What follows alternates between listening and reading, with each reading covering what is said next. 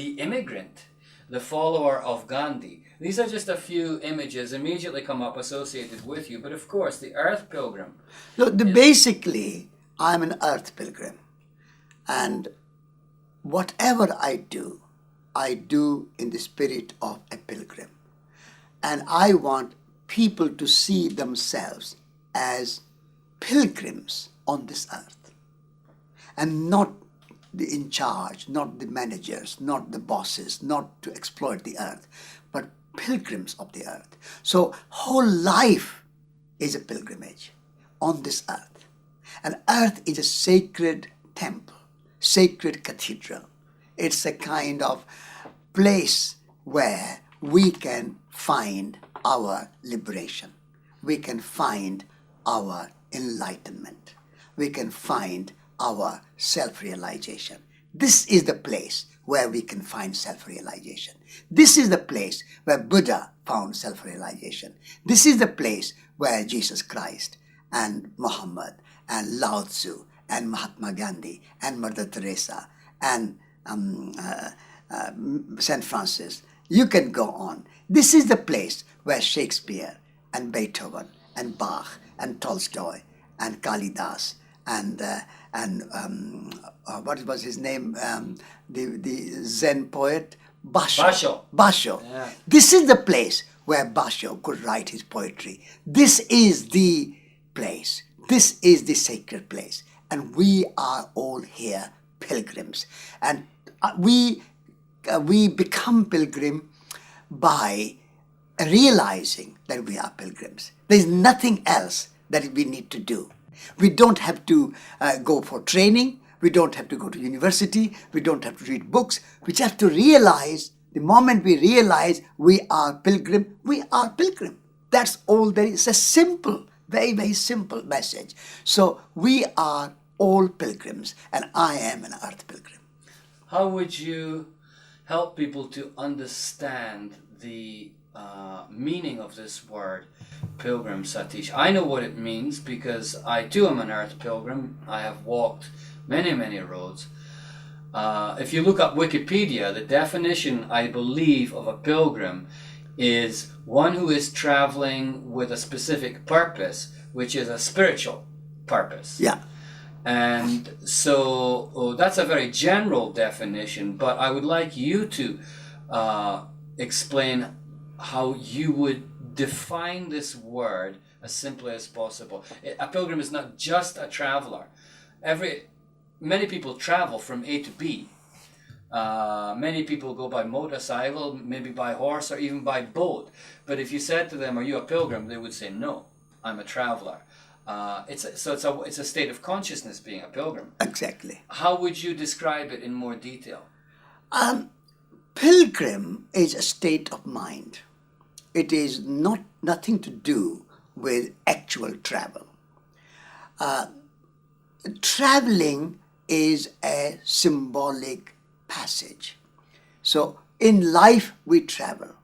Through life we travel. So the whole life is a journey. It's a metaphor. Journey is a metaphor.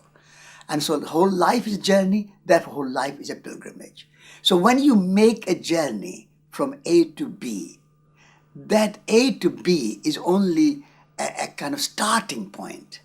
But wherever you are, every moment, with your consciousness, with your way of being, the way of looking at the world, the way of connecting with the world, it makes you pilgrim. So pilgrim is someone who sees life as a journey, who sees earth as sacred, and earth as a sacred home. This is our sacred home. And therefore all our journey is a sacred journey. That's what makes you pilgrim. When you want to get somewhere, then you are a tourist or a traveler, your destination. But for a pilgrim, every moment is a sacred moment. Every moment is a beautiful moment. Every moment is a moment of opportunity to self-realization. It's an opportunity to learn something deep and profound and something which is not visible. So pilgrimage is a spiritual word. and a pilgrim is a spiritual person because spirituality is present everywhere, every moment, every time. It's present. Spirituality is like breathing. Without breathing, you cannot survive. So every moment you are breathing. But to breathe, you need nostrils, you need mouth, you need your skin. You breathe through the skin. So you are breathing all the way through, but you need that skin. And so you need matter to breathe. So matter is a vehicle to carry the spirit. Did I switch this on? I believe. Thank you. This was very important. Yeah. I just want to double check. We've got the definition of Earth Pilgrim. Yeah. That was so important. Pilgrimage started, you said it's a state of mind, which is true.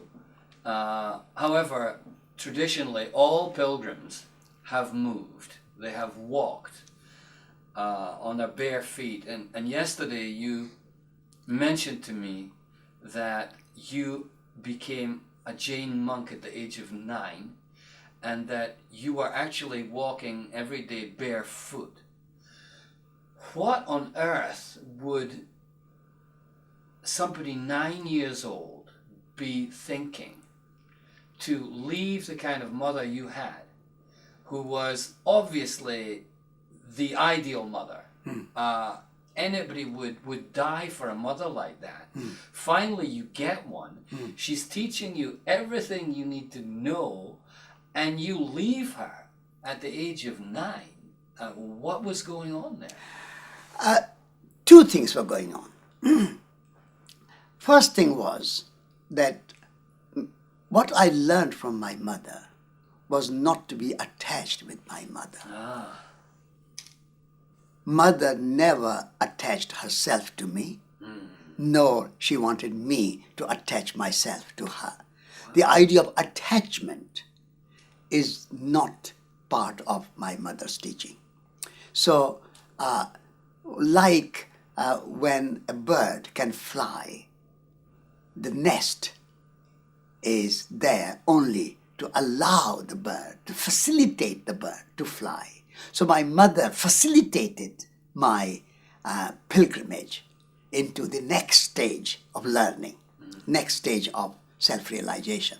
So that was one thing. The other thing was my father, who died when I was 4 years old.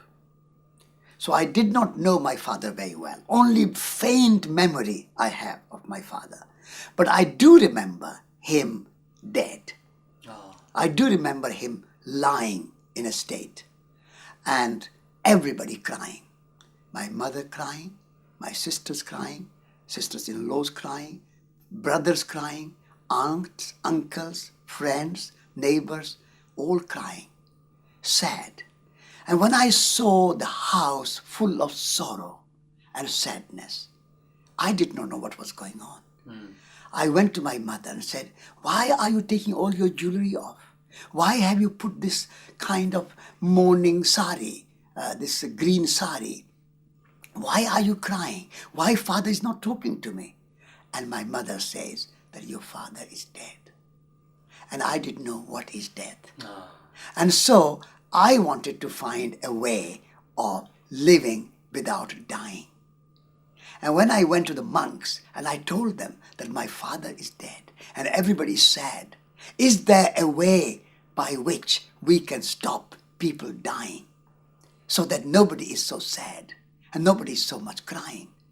And so my monks, my teachers, monks said that only way to be free from this cycle of birth and death is to renounce the world and go totally 100% in meditative, contemplative, spiritual practice. 24 hours, 7 days a week, you have to practice spiritual path. You have to make your journey, life's journey, on a spiritual path. So my pilgrimage continued on age 9 when I said, I will do anything to find an existence without death. And so I decided to leave home, leave my mother. It was my decision.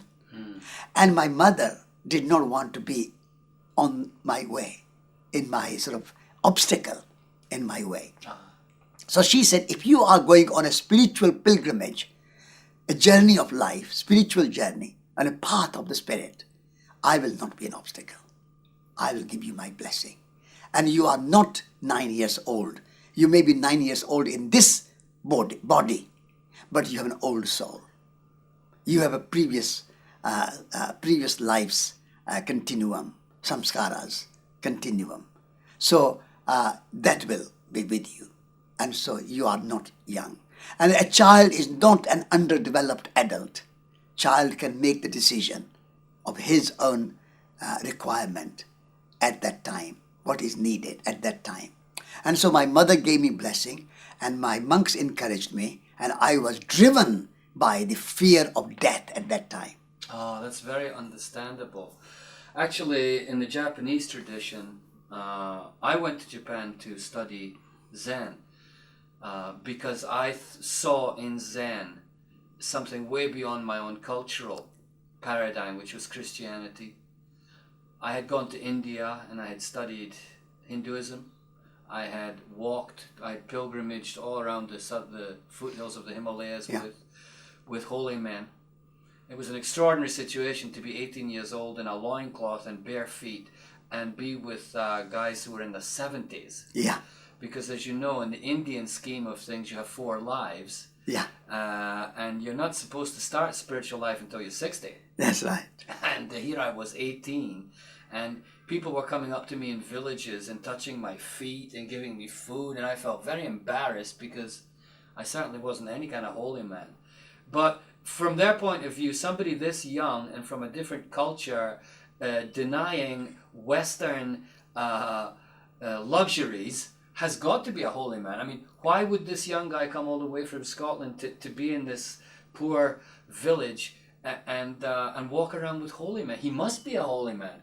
But for me, it was a quest. It was a pilgrimage, and it led me further to Japan, because although I found the Hindu pantheon very exciting and interesting and colorful and multidimensional and dramatic and stimulating, it still didn't quite suit my nature. And so I looked further.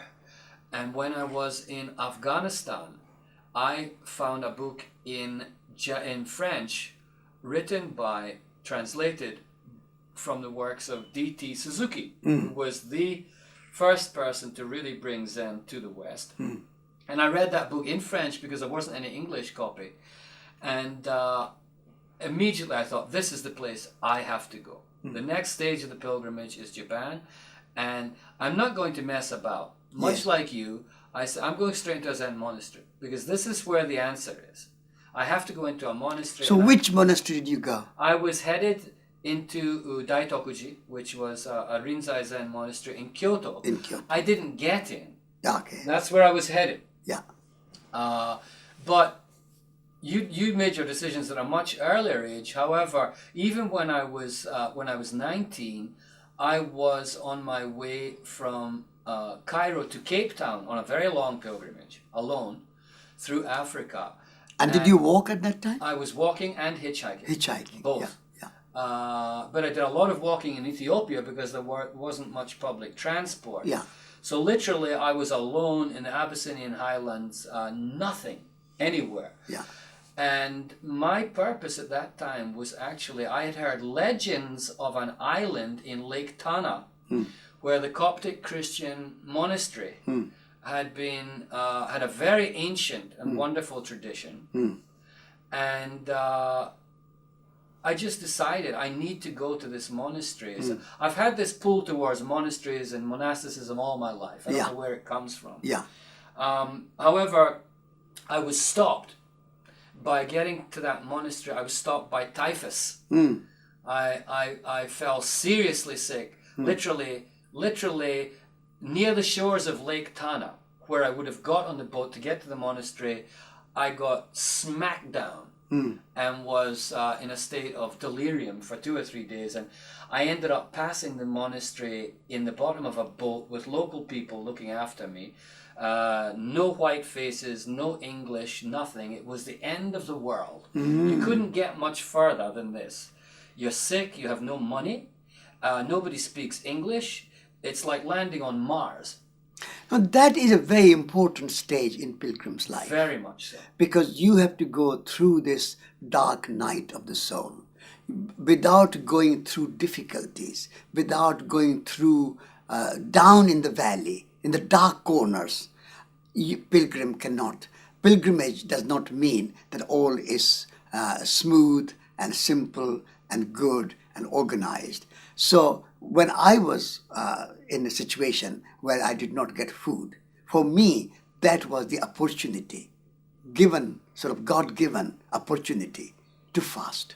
Mm-hmm. That was the kind of thing. And then when I did not get any shelter to sleep as a pilgrim, then I will sleep out under the stars. And I'll say, this is my opportunity, my lesson to learn at this moment, to sleep under the stars and connect with the whole universe, with the cosmos. So when you went through that sick time and the difficult time in Ethiopia, and when you were without money and not sort of good health, that is the time when you learn the lessons.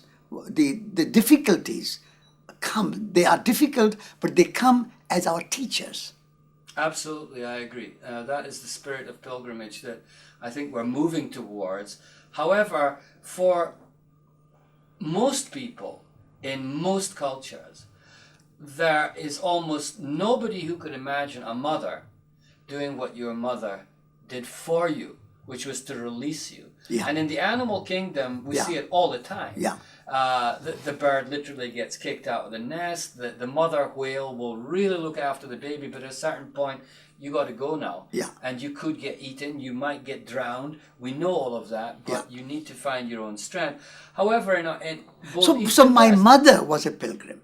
Oh, she obviously. And if we can create that consciousness of pilgrimage, then many of our problems in families we have, where parents are attached with their children and they don't allow children to go free. They don't allow children to find themselves. They want children to their copy. They want their children to follow their path. And this is not the attitude of a pilgrim. So many struggles, many conflicts between parents and young people is due to this very kind of unfortunate and a very kind of negative attachment that parents feel with their children. They want children as their possessions. They want their children to behave the way they want them to behave. And that is not the right kind of pilgrim attitude. The pilgrim attitude is the child is a gift. And the child is a complete being. It's a sacred being. And when child has inspiration from within, that inspiration should be listened to. And that inspiration should be followed. If we control the child, if we guide the child, if we manipulate the child, then we are molding the child in our frame and not the spirit of pilgrimage. So many of our social and family problems in modern times, in Europe, in Japan, in India, are part of or stem from this attitude of possession and control over children. My mother had no such desire. She said, if you want to follow path, I don't want to be selfish. I don't want you to be with me because you will help me in my old age or you will be my support. No, you are a complete gift from the divine and you must follow your inner calling. And my inner calling was to find a path which is liberation from death. And that was the urge at age 9 I had. And my mother gave me blessing. In Japan, it happened to Dogen Zenji, who was the founder of Sodo Zen Buddhism. He was a bit older maybe he was 10 or 11.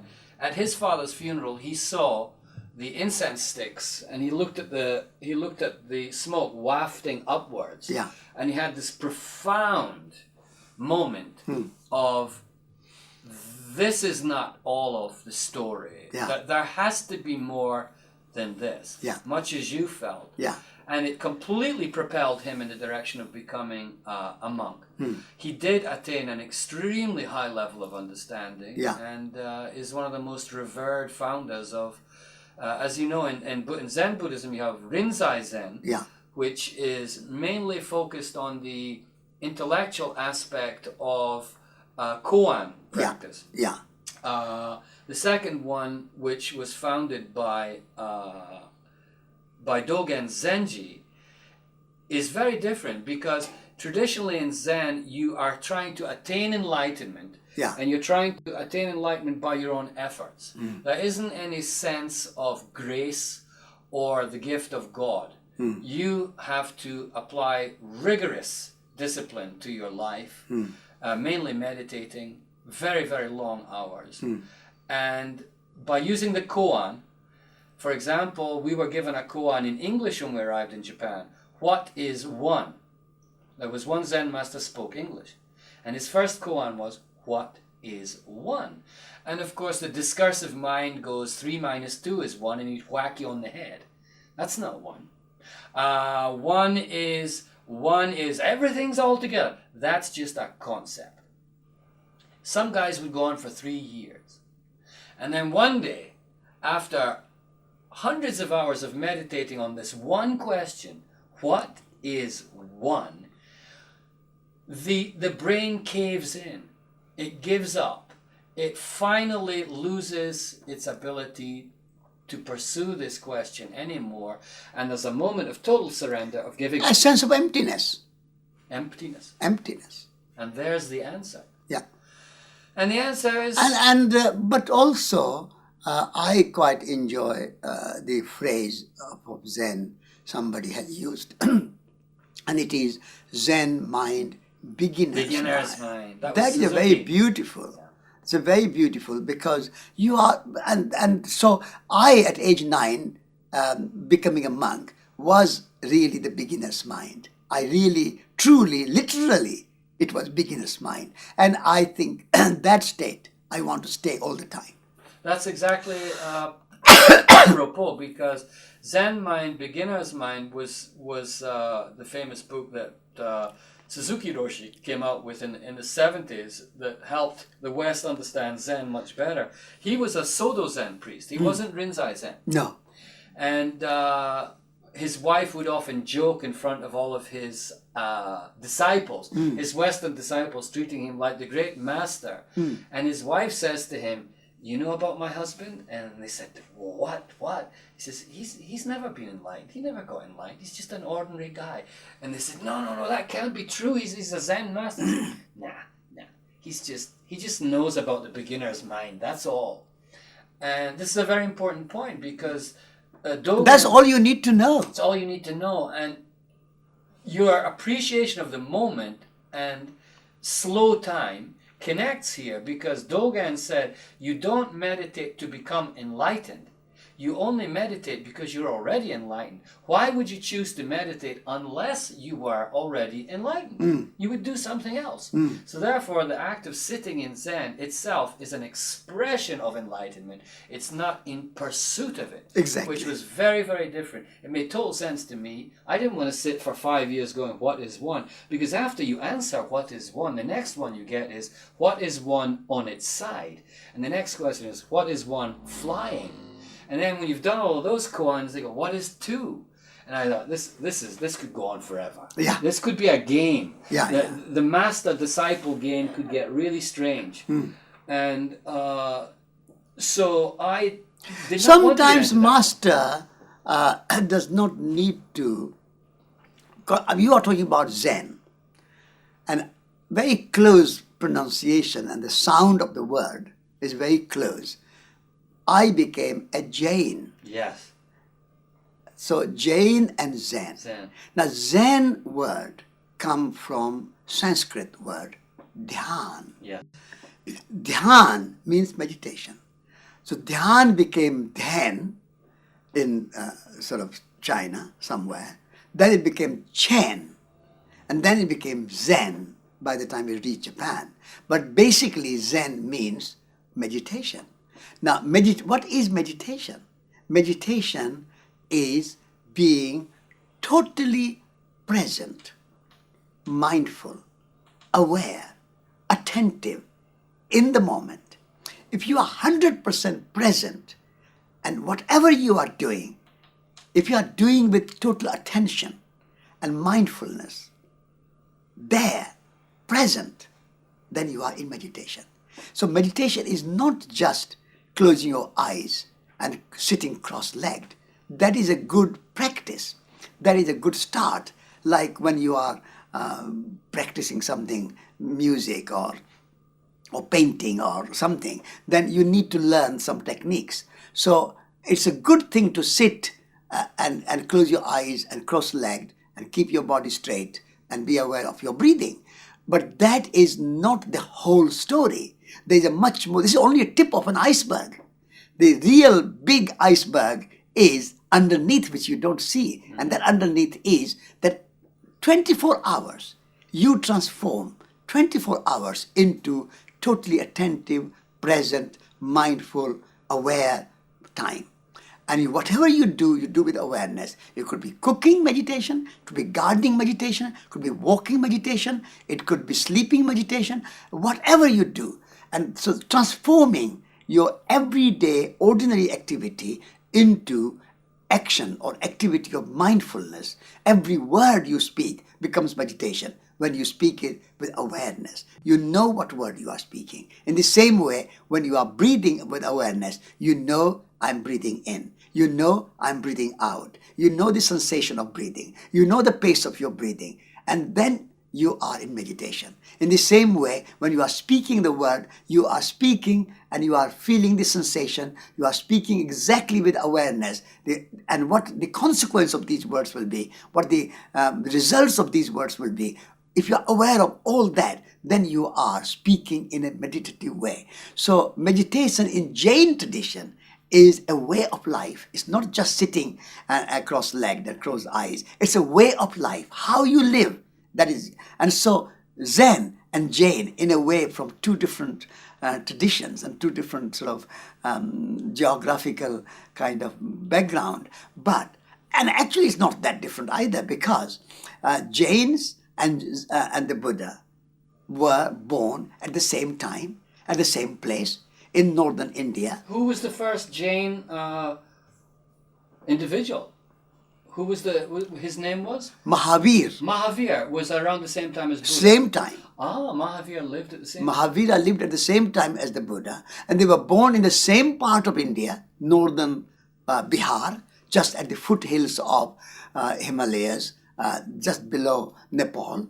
That area, northern Bihar. So they were both at the same time, they were teaching at the same time, they were both teaching meditation. So Zen and the Jain are very close. Oh, that's interesting. I didn't know that it was the same period. What you've just said about awareness in every action, of course, is well known in Japan. Yeah. Maybe I should put that in the past tense. Yeah. Was well known in Japan. Yeah. In all of their ways, the way of tea, the way of archery, the soft way, judo, the way of flower arrangement, the way of the empty hand. Empty hand.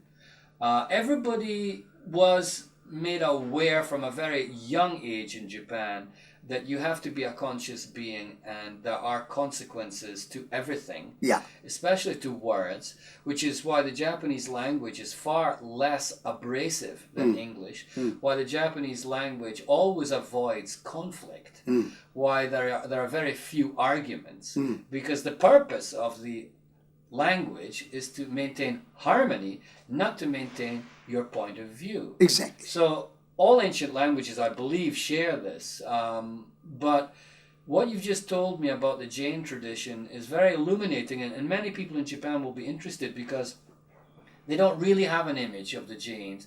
Maybe they've seen a picture of a Jain with a mask just like the Japanese use. Yeah. They don't want to communicate colds, but the Jain doesn't want to catch a mosquito in a death swallow. Yeah. So they don't really know much about Jainism. Yeah. They certainly don't know, I'm sure, that Mahavir was coexistent with Buddha. Yeah.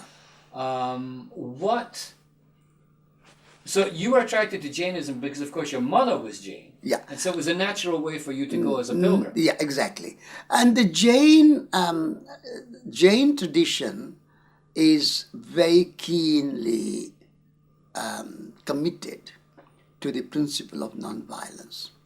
Now, Jains would say the meaning of non-violence, the Jains would say that the meaning of non-violence is not just hitting somebody, other human being. Non-violence to yourself comes first. Quite often we are very violent to ourselves. So being non-violent to yourself is the first step.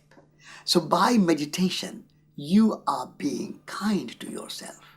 And you are being kind to your body, kind to your mind, and kind to yourself. When you speak harsh words, not only you are being unkind to others, you are being unkind to yourself. Because your anger and your harsh words will impact on your own well-being, and you will be upset. And your own equanimity and equilibrium will be upset. So you are being violent to yourself. Never mind you are being violent to somebody else. So when Jains talk about non-violence, they start with this very subtle point that when you are violent to others, actually you are being violent to yourself. And so be non-violent to yourself. That's the first step. And then when you are non-violent to yourself, the non-violence will radiate from you. If you are loving yourself, love will radiate out of you. When you are compassionate to yourself, the compassion will radiate out. But you are full of compassion and love and non-violence. So when you radiate, then from inside out, so non-violence is not an imposed idea. It is a kind of inside-out manifestation. And so that's the main idea of the Jain, and be non-violent. And then when you are non-violent to yourself, your body, your mind, your spirit, your brain, your everything, then you are being non-violent to your fellow human being. Because only through service and caring of your fellow human being that you can release yourself and your fellow human being from suffering, from pain, from dukkha. So when you are serving and helping your fellow human being, according to Jain principle, you are doing it for your own enlightenment. It is not to help somebody else, or I will help you, be kind to you for you. No, by being kind to you, I am being kind to myself. And by being helping you and serving you, looking after you and your well-being, this is helping me.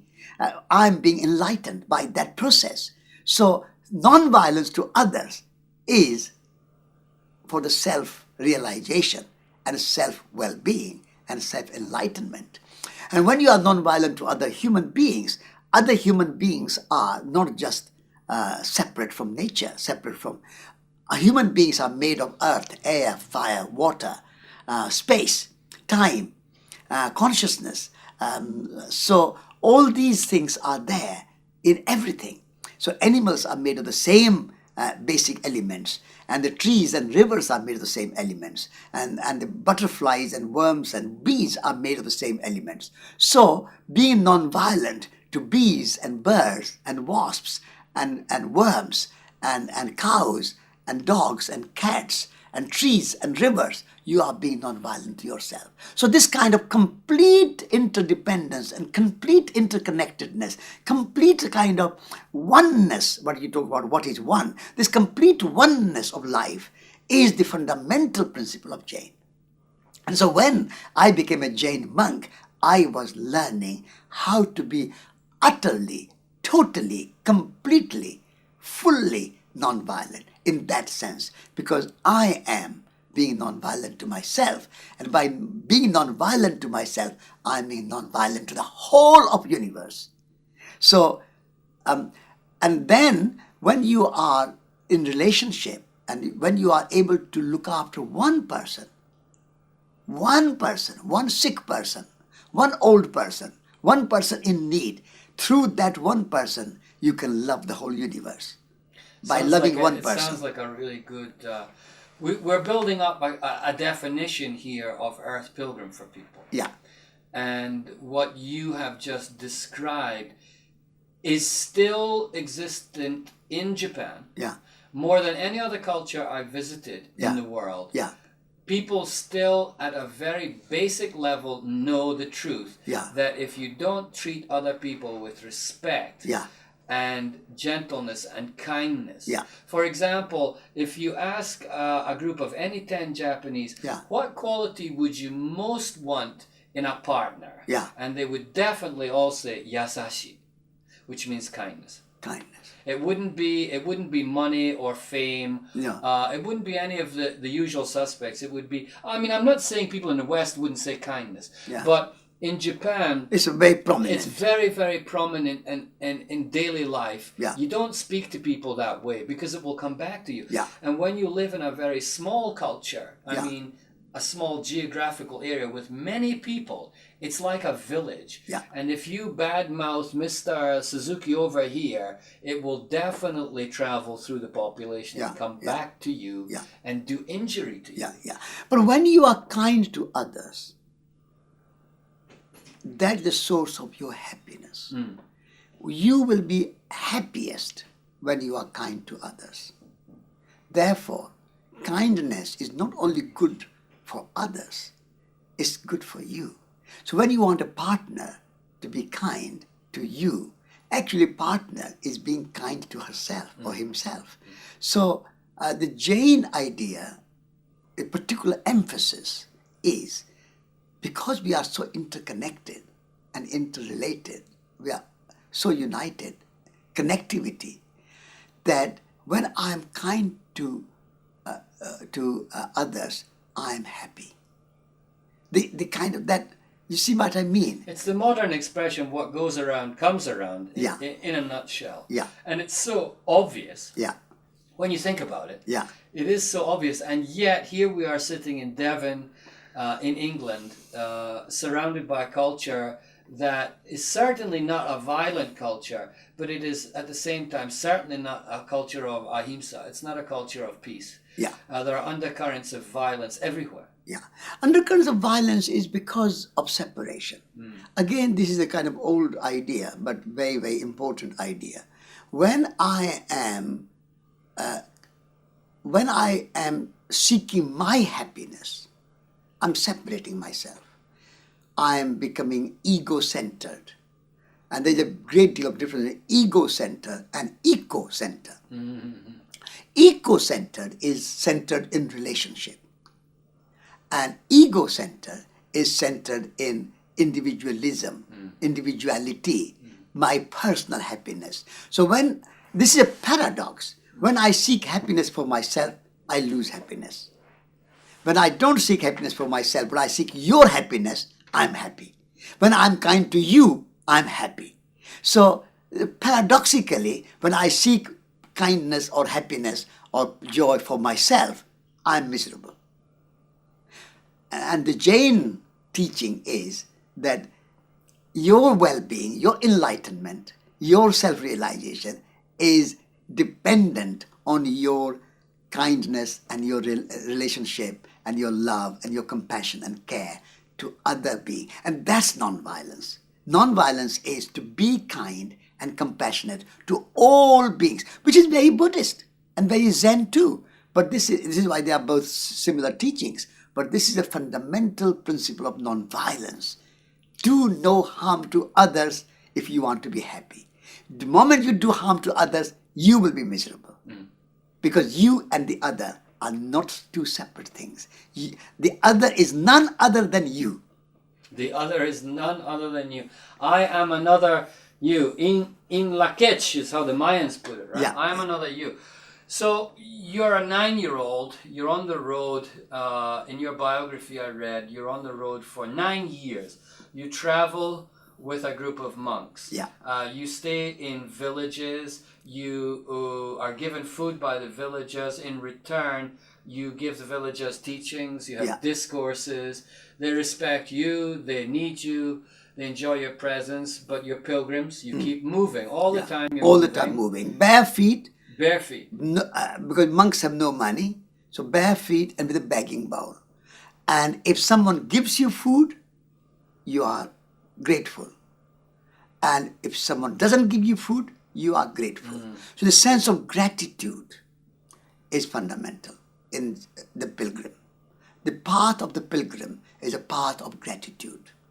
The moment you have gratitude for just mere presence, if you don't give me food, I'm grateful to you that you are teaching me how to be equanimous at that stage. You are teaching me how not to lose my temper, how not to be angry, how not to be upset, how to remain calm and compassionate even in adverse situation. You are the teacher. By denying me that piece of bread or food, you are teaching me patience. You are teaching me to be equanimous. And therefore, I am grateful to you even in that negative situation. That's the attitude of the Jain pilgrim. I wish we could get some Jain infiltration into modern culture. I mean, just that simple application is equivalent to solving 90% of the problems of the Western world in terms of mental sickness, economic problems, inability to empathize with other people. It's all in there. Yeah. However, your pilgrimage took an interesting turn through a shock, and we get shocks on our pilgrimages all the time. Yeah. It's a natural part of the pilgrim's path that something will come along, a person, an event, a situation, an illness, a strange turn of events. You were all set to be a pilgrim for your life in the Jain tradition. Yeah. If I had interviewed you when you were 16 and said, well, what's the rest of your life going to be? You would have said, I'm going to be a Jain monk for the rest of my life. I'm going to wander around India forever until I die, and that's going to be the perfect realization of my life. But it wasn't to be. Otherwise, you wouldn't be sitting here talking to me in Devon. You'd be wandering around the back roads of India, no doubt, still, with your brethren. So what happened was you met a man who I met a book. You met a book first? I met a book. I mean, basically, it was a book by Gandhi. I met a man who gave me a book, you can say. I met a man, this is what you are thinking about? Yes. Yeah. Yes. I met a man who gave me a book, say, the way you talk, the way you think, the way you sort of appear, seems to me that you will like a book by Gandhi, his autobiography. And as a Jain monk, we were only allowed to read our own religious scriptures, nothing else. Books outside our scriptures was not allowed. It was a very strict monastic order where anything which is not strictly scriptural can kind of corrupt your mind or dilute your mind or distract your mind. Absolutely. Or you might go somewhere else. Yes. And so you are not. So when this man said, you read this book, how to do it? So I took this book when I was going to toilets. It was the autobiography of Gandhi, there's probably a few autobiographies. Well, I read it also. Yeah. Which is, that's a very interesting point you made. Every tradition has to have its limits. Yeah. You're a very open-ended person, accepting all different traditions and backgrounds, but to be a successful monk, you do, in fact, have to have some limits. Would you very agree? Strong limits. You have to have, whether it's the Eastern or the Western tradition, you got to have rules, you've got to have limits, or it ceases to be anything that is independent of what is around it. So limits are important.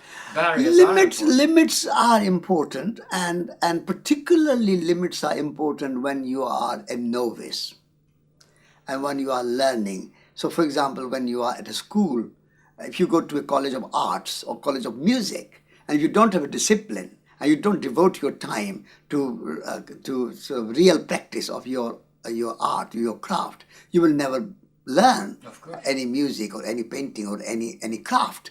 So having that discipline as a Jain monk, 9 years, nothing distraction, nothing could take my mind away.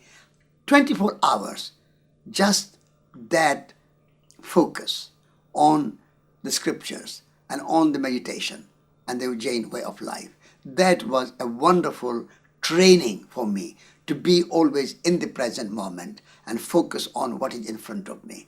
But I was impressed and I was kind of inspired by this young man who said, you will feel close to Gandhi's thinking because the way you talk is very close to Gandhian way. And so I read the book. And when I read the book, that became real. From the Jain point of view, from the point of the monastery, it was a distraction. I did break the limit. I did break the rule. And that was a break because that book changed my mind and disturbed me and unsettled me. How did it disturb you? What was disturbing? Disturbing was that Gandhi said that instead of a few people going away, leaving the world, thinking that the world is a trap, world is a dirty place, world is no good, and you have to liberate yourself from the world and go and live in a monastery to practice truth and non-violence and spirituality. And that is very dualistic. So the rest of the world will say that spirituality is only for the saints, those who live in monastic order, for the monks. Ordinary people cannot practice truth and non-violence and compassion and kindness and love and spirituality. So this is a dichotomy which Gandhi challenged. And Gandhi said, we have to practice spirituality in everyday life. And spirituality is available and accessible to everybody. Everybody. A business person can be spiritual, a politician can be spiritual, a farmer can be spiritual, a husband and housewife can be spiritual. Everybody can be spiritual. And therefore spirituality in everyday life. And I said, I was not doing that. I was running away from the world. I thought world was a trap. World was a source of birth and death and a cycle of birth and death. Whereas Gandhi is saying that you can practice spirituality in everyday life. That was unsettling, disturbing, and distracting from my monk's order. But I was so unsettled that I could not sleep. I could not sleep for the night. I could not think anything else. I said, Gandhi is right. Spirituality should permeate like the air permeates throughout the whole universe. There is no special room, special village, special place where you can say that this is the oxygen, this is the kind of air where people have to come to breathe. Otherwise, no air somewhere, anywhere else. Spirituality is like air, should be available and accessible in every corner of life, every sphere of life. And so, in the end, I had to make a decision. And you, because of that decision, ended up going on an incredible pilgrimage, which is what I want to move on to next. But before we get to your pilgrimage, how long did you suffer from this conflict where Gandhi had put you in a new position? Jainism was no longer everything to you. You had a doubt now that it was the only way, whereas before you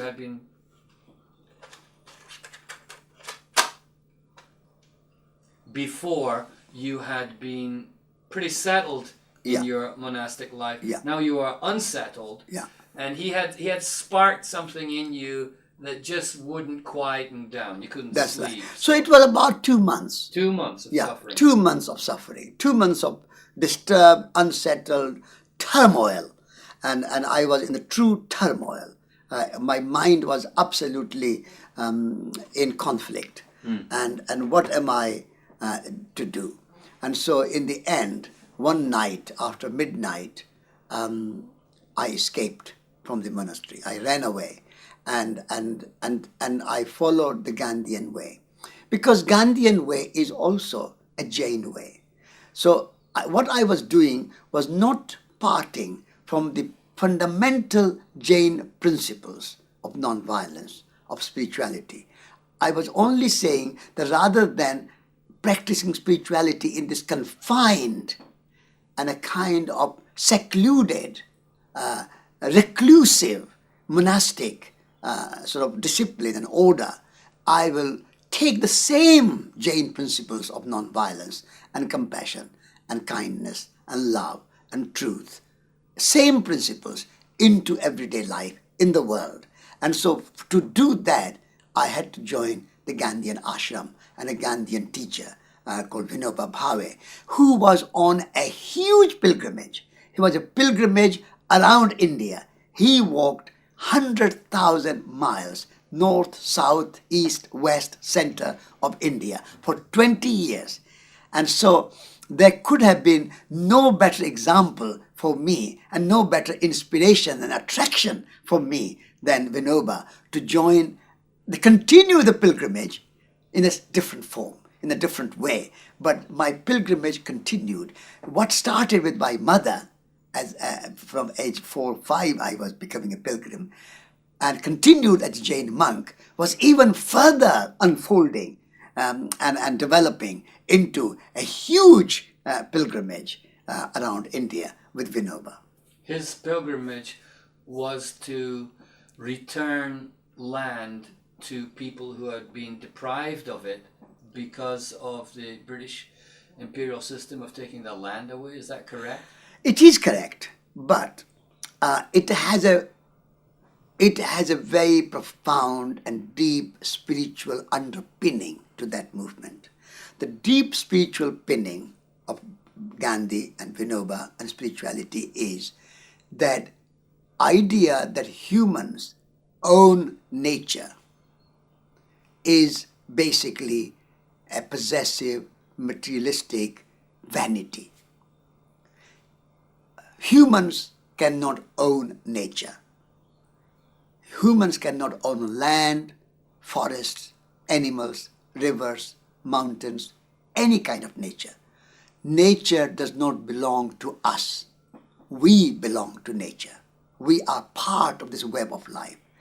And our political system, our economic system, our social system, our kind of civilization as it has developed in the last 400 or 500 years, particularly coming from the Western mode of civilization, where ownership is at the center of systems, economic, political, social systems. And Vinoba, as a spiritual man, was challenging that fundamental notion that we own the land, and we own the forest, and we own the animals, and we own the rivers and nature altogether. And so land was a symbol, but it was underpinned by a very profound, deep spiritual message. Our spiritual relationship with the land and the natural world. That was the message of pilgrimage that Vinoba was taking from village to village, town to town, city to city, and street to street, and person to person. It was a journey through people as well as through land and through landscape. And so it was only kind of economic pilgrimage. It will not be a pilgrimage, but it was a spiritual pilgrimage. And Vinoba was a spiritual teacher. When we will walk with him, I will walk with him early in the morning, 4 a.m., just dawn, breaking, and we will start walking. And at that time, he will not talk about political, economic problems of the country, land reform and so on. He will talk about Bhagavad Gita. He will talk about the meaning of action, and karma yoga, and jnana yoga, the meaning of knowledge, and the bhakti yoga, the meaning of devotion. All these profound teachings from the Bhagavad Gita and Upanishad and Vedas, Vinoba parted to me. And that was the pilgrimage. Right. We're moving up now to the big pilgrimage. You have been inspired by Gandhi. You've met one of his chief disciples, Vinoba. Vinoba. Vinoba. V-I-N-O-B-A. Vinoba's his first name. Bhave. B-H-A-V-E. Bhave. Bhave. Vinoba Bhave. Yeah. Has been moving all around India with both a spiritual and a political and an economic message. Not just a message, He's actually getting land back into the hands of people who really need it, Yeah. gifted back to them. Yeah. You are traveling with him. Yeah. You've escaped, in a sense. You've escaped from the Jain monastic order. They wouldn't let you go. No. You had to leave. And how long were you in the company of Bave before you decided to go on a pilgrimage yourself? Okay.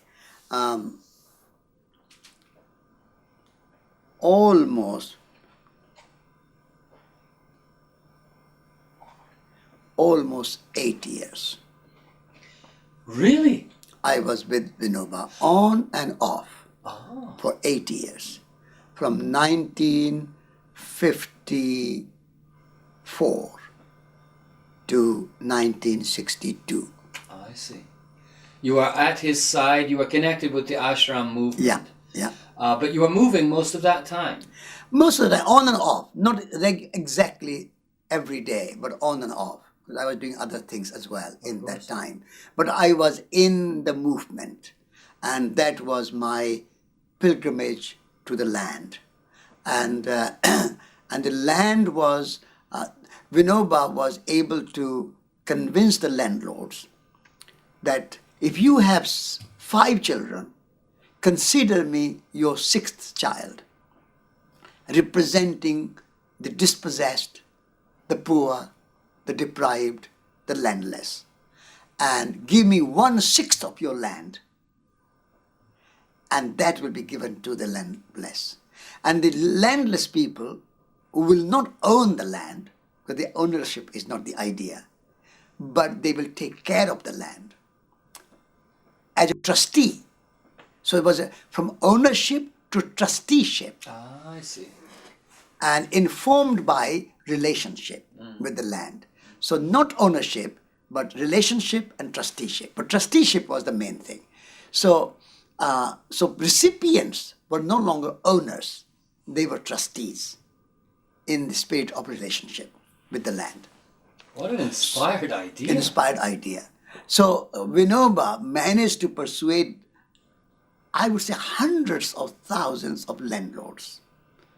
And altogether, he was able to shift 4 million acres of land from the hands of the private owners into the hands of the dispossessed, but under a more kind of collective trusteeship rather than private ownership. And so that was fundamentally a spiritual movement, although it has economic and political and social consequence and dimension, but the spirit of the movement was compassion and spirituality. So that was the movement. But yes. So pilgrimage, I was just going to add, so that people do not consider pilgrimage to be some kind of an escape from reality or some kind of a denial of the world. Here we have an example of incredible realistic results directly happening as a result of a pilgrimage. Exactly. 4 million acres of land is no mean amount of land. It is given to people to use for their lives. They don't have to own it. Actually, being a trustee is a much better idea for the people who are dispossessed in the first place. They don't have the stress of ownership. Yeah. Everybody gets benefit out of it. And the owners feel that they've got some merit. They have a 6th child here who's the dispossessed. When you think of this is actually the exact same spirit as the original Christians. Exactly. It's the exact same spirit that we lost quite quickly. But their idea was complete, true communism and trusteeship. The dispossessed were always taken care of by their brothers and their sisters. And in fact, as I think we discussed Thomas Merton's last talk, and he of course himself was a great Earth Pilgrim who was very effective in the peace movement, the poetic movement of the 60s and the 70s. Here we have real action coming from a very simple action, which is walking and talking, literally walking your talk. So you're with a man who has shown you the power of walking, the power of fasting, the power of simply communicating a truth to people from heart to heart. Has enormous influences, doesn't cost a thing. And you do this for 8 years. Then what happened? Then one day, it was quite a coincidence, or quite a kind of happening. One morning, with a very good friend of mine called E.P. Menon, I went to have coffee in a coffee house in the city of Bangalore. And as we were waiting for the coffee to arrive, I picked up the newspaper. It was 1961. I picked up the newspaper, and one piece of news I was attracted to read was that a great philosopher in England called Bertrand Russell has been sentenced to imprisonment and sent to jail for protesting against the nuclear weapons and working for peace, demonstrating for peace. And when I read this, I was really amazed. I said, here is a man of 90 going to jail for peace in the world. What are we doing, young men, sitting here drinking coffee? And so that was the trigger. And my friend, E.P. Menon, and I, we talked and talked and talked for hours. And in the end, we came upon the idea of making a peace pilgrimage to Moscow, Paris, London, and Washington, these 4 nuclear capitals.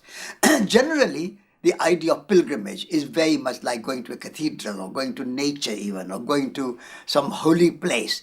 But we were going on a peace pilgrimage to the centers of violence, nuclear capitals, Moscow, Paris, London, Washington, to protest against the nuclear weapons, but to affirm the message of peace and non-violence and compassion.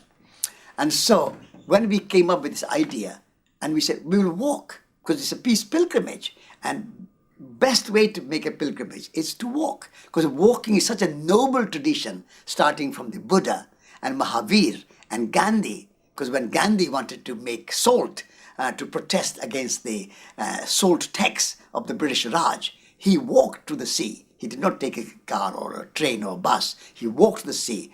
And Vinoba walked. And my guru, Jain guru, walked. And my mother walked. So walking is such a noble tradition. And so we said, but it was a big idea. Because walking to Moscow, Paris, London, Washington, that's a kind of long walk. Thousands of miles. But we did decide that if we went by car or train or plane, nobody will take any notice. But if we walked, then people will be interested. As a human story, you are walking. Why? Why are you walking? So that way, people will be interested in the message of peace and non-violence and disarmament and nuclear issues. And so that was the idea. Amazing idea, which you followed through on. One thing, though, that your teacher, Bhave, said to you before you left, if I get the story right, was don't take any money. That's now, right. Had you considered going on this pilgrimage with money when he said that? We were thinking that we'll take a little bit of money so that we are not completely empty-handed. So in case sometimes we are in need, we will have a little bit of money. But mostly will depend on hospitality. But we were not thinking that we will go without any money. But it was Vinoba's noble idea. He said, when we went to see him, and we said, we want your blessings. Please give us your support and blessings. You are our guru. He was my guru. So you are my guru, and I want your blessing. So he said, I bless you. But I want to give you one small piece of advice. And this advice is that you go without any money in your pockets. So I was taken aback. I said, you mean any money? Because I'm thinking to take a little bit of money, not much. He said, either you take so much money that you are never in any worry of difficulty, or you take no money, and like you were a Jain monk, you go like a pilgrim, and you trust yourself, you trust people, you trust God. Because trust is the root of peace. Fear is the root cause of war. So when you have no money, you have to trust yourself and you have to trust people. Because otherwise you will think that I have money, I can buy my food, I can buy my bed and breakfast, I can buy everything I need, shoes, clothes, anything. But when you have no money, then you cannot buy. You have to trust that people will give you. And when you have money, you will come to a village or a town or a city. You are tired after walking, exhausted. You will go to a restaurant to eat. You will go to a B&B or guest house to sleep. You meet nobody. But when you have no money, you will be forced to find someone kind and compassionate and generous to give you hospitality. So that way you will be able to communicate, get in touch with people, contact people. So take no money. Now in India, the idea of a guru is that if guru gives you advice, you take it. It is not a dilettante thing that I take advice when it suits me. When I take advice, it's okay for me. The guru, you have to trust. Guru is a very precious idea. And so he was my guru. And if he said, then I said, we'll do it. And so we gave up all our money and we started walking from the grave of Mahatma Gandhi. Oh, it was from there you started? Yeah. Which is where? In New Delhi, grave of Mahatma Gandhi, because Mahatma Gandhi was my inspiration. And he was my sort of great visionary, sort of mentor. So, and he was the greatest apostle of nonviolence and peace and disarmament. And so, symbolically, we said they will start from the grave of Gandhi. And no money. No money. I had very similar experiences the opposite direction. I went from Scotland to India. And the reason for the pilgrimage was to find some kind of spiritual reality that had meaning. I had grown up in a Christian country where the house of God was open only on Sunday. Yeah. And from Monday to Saturday, the doors were closed. Yeah. All these dispossessed and poor and sick and bereaved people can get in once a week. And for the rest of the time, they don't really use this building too much. Yeah. It's cold. You go in there and you go through some rituals, but you don't really feel anything as a young child. And so I had severe doubts about the spiritual tradition of my own country. When I saw, and here you come with words like trust, when I saw them apparently trusting each other on Sunday, but it would be Jekyll and Hyde from Monday to Saturday, and suddenly these people would not be Christians on Monday, Tuesday, Wednesday. They would not be smiling the same way and behaving the same way and saying peace be with you. So of course this was hypocrisy in action.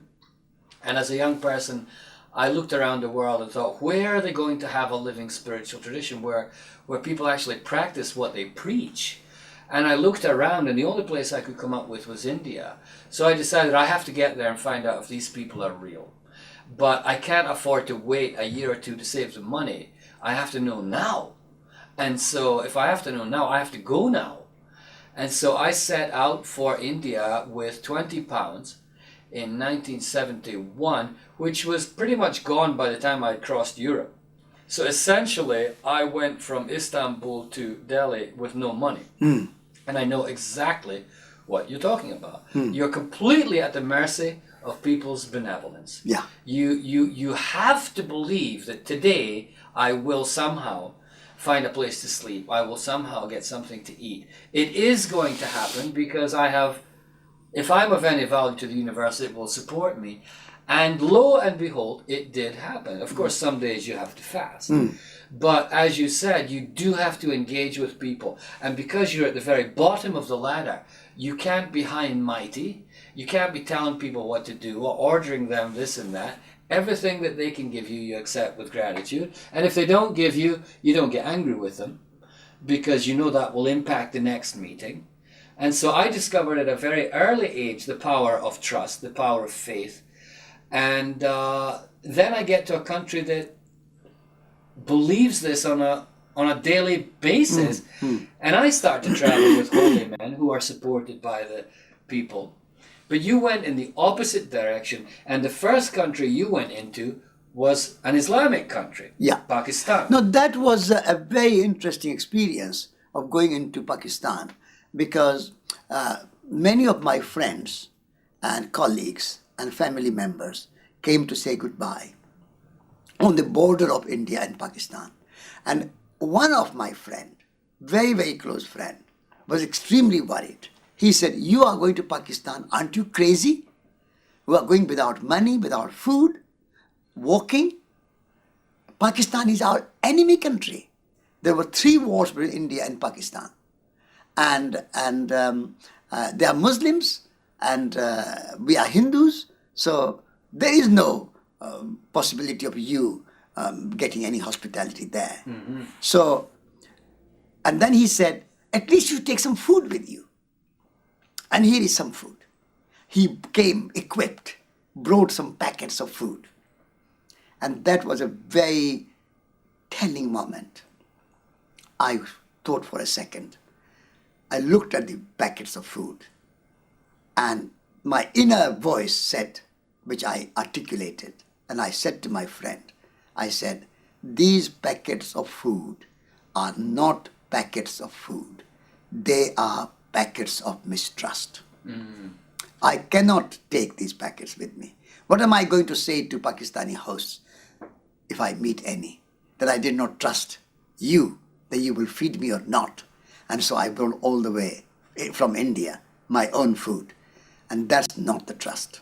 That's not the way of the trust." So my friend was in tears.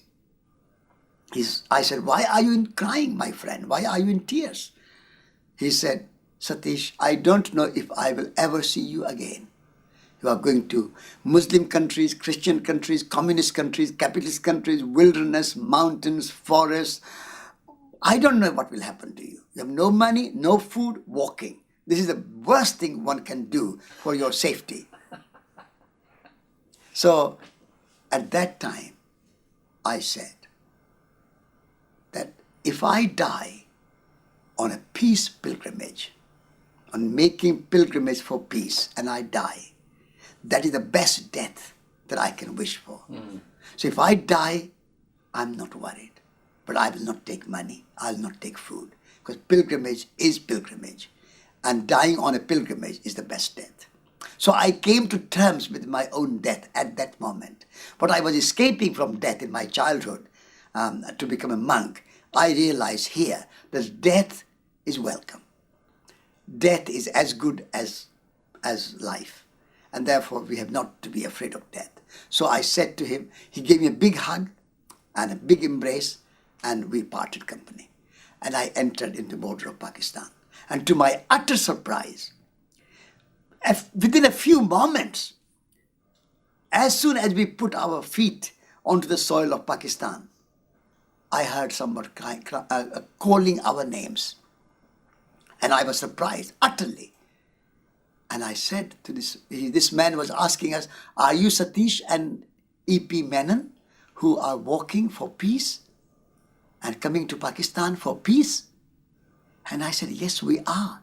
But we don't know anybody in Pakistan. We have written to nobody. And here you are, you know our names. How?" And he said, "I heard about you. And I read about you. And some people talked about you. I heard that 2 Indians are walking for peace and coming to Pakistan for peace." I said, "I'm for peace. All this war between India and Pakistan is complete nonsense. So I wanted to meet you. So I've been coming for you. I've been looking for you. I came yesterday. I came day before yesterday. And I was wondering whether I'll meet you and whether you have crossed the border somewhere else or what happened to you. So I'm so glad to find you. Now that was such an experience, eye-opening and mesmerizing and kind of magical moment to think that 5 minutes ago my friend was saying that you are going to a Muslim country, an enemy country, and take food, take money, don't go, don't walk.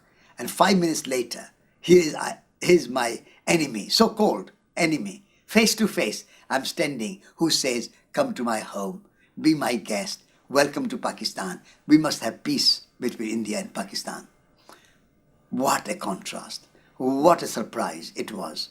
And at that moment I said, if I come to Pakistan as an Indian, I meet a Pakistani. If I come here as a Hindu, I meet a Muslim. But if I come here as a human being, I meet a human being. And so that's the primary identity. The identity of a pilgrim is not an Indian or a Hindu or a Muslim or a Christian or a Buddhist or a capitalist or a communist or a Gandhian. Identity of a pilgrim is that he's a human being. And when you are a human being, all human beings are your family members. And all other beings on the earth are your family members. Then you can trust. So this is our primary identity. And we have to shed all secondary identities if we want to be pilgrims. I'm a Japanese, I'm an American, I'm an English, I'm an Indian, I'm a Chinese. These are secondary identities. The primary identity of a pilgrim is human being. Absolutely. This brings to mind another peace pilgrim, whose name was Peace Pilgrim. A woman who walked all around America with the same message, which I'm sure you're familiar with. Yeah, I am. Peace Pilgrim.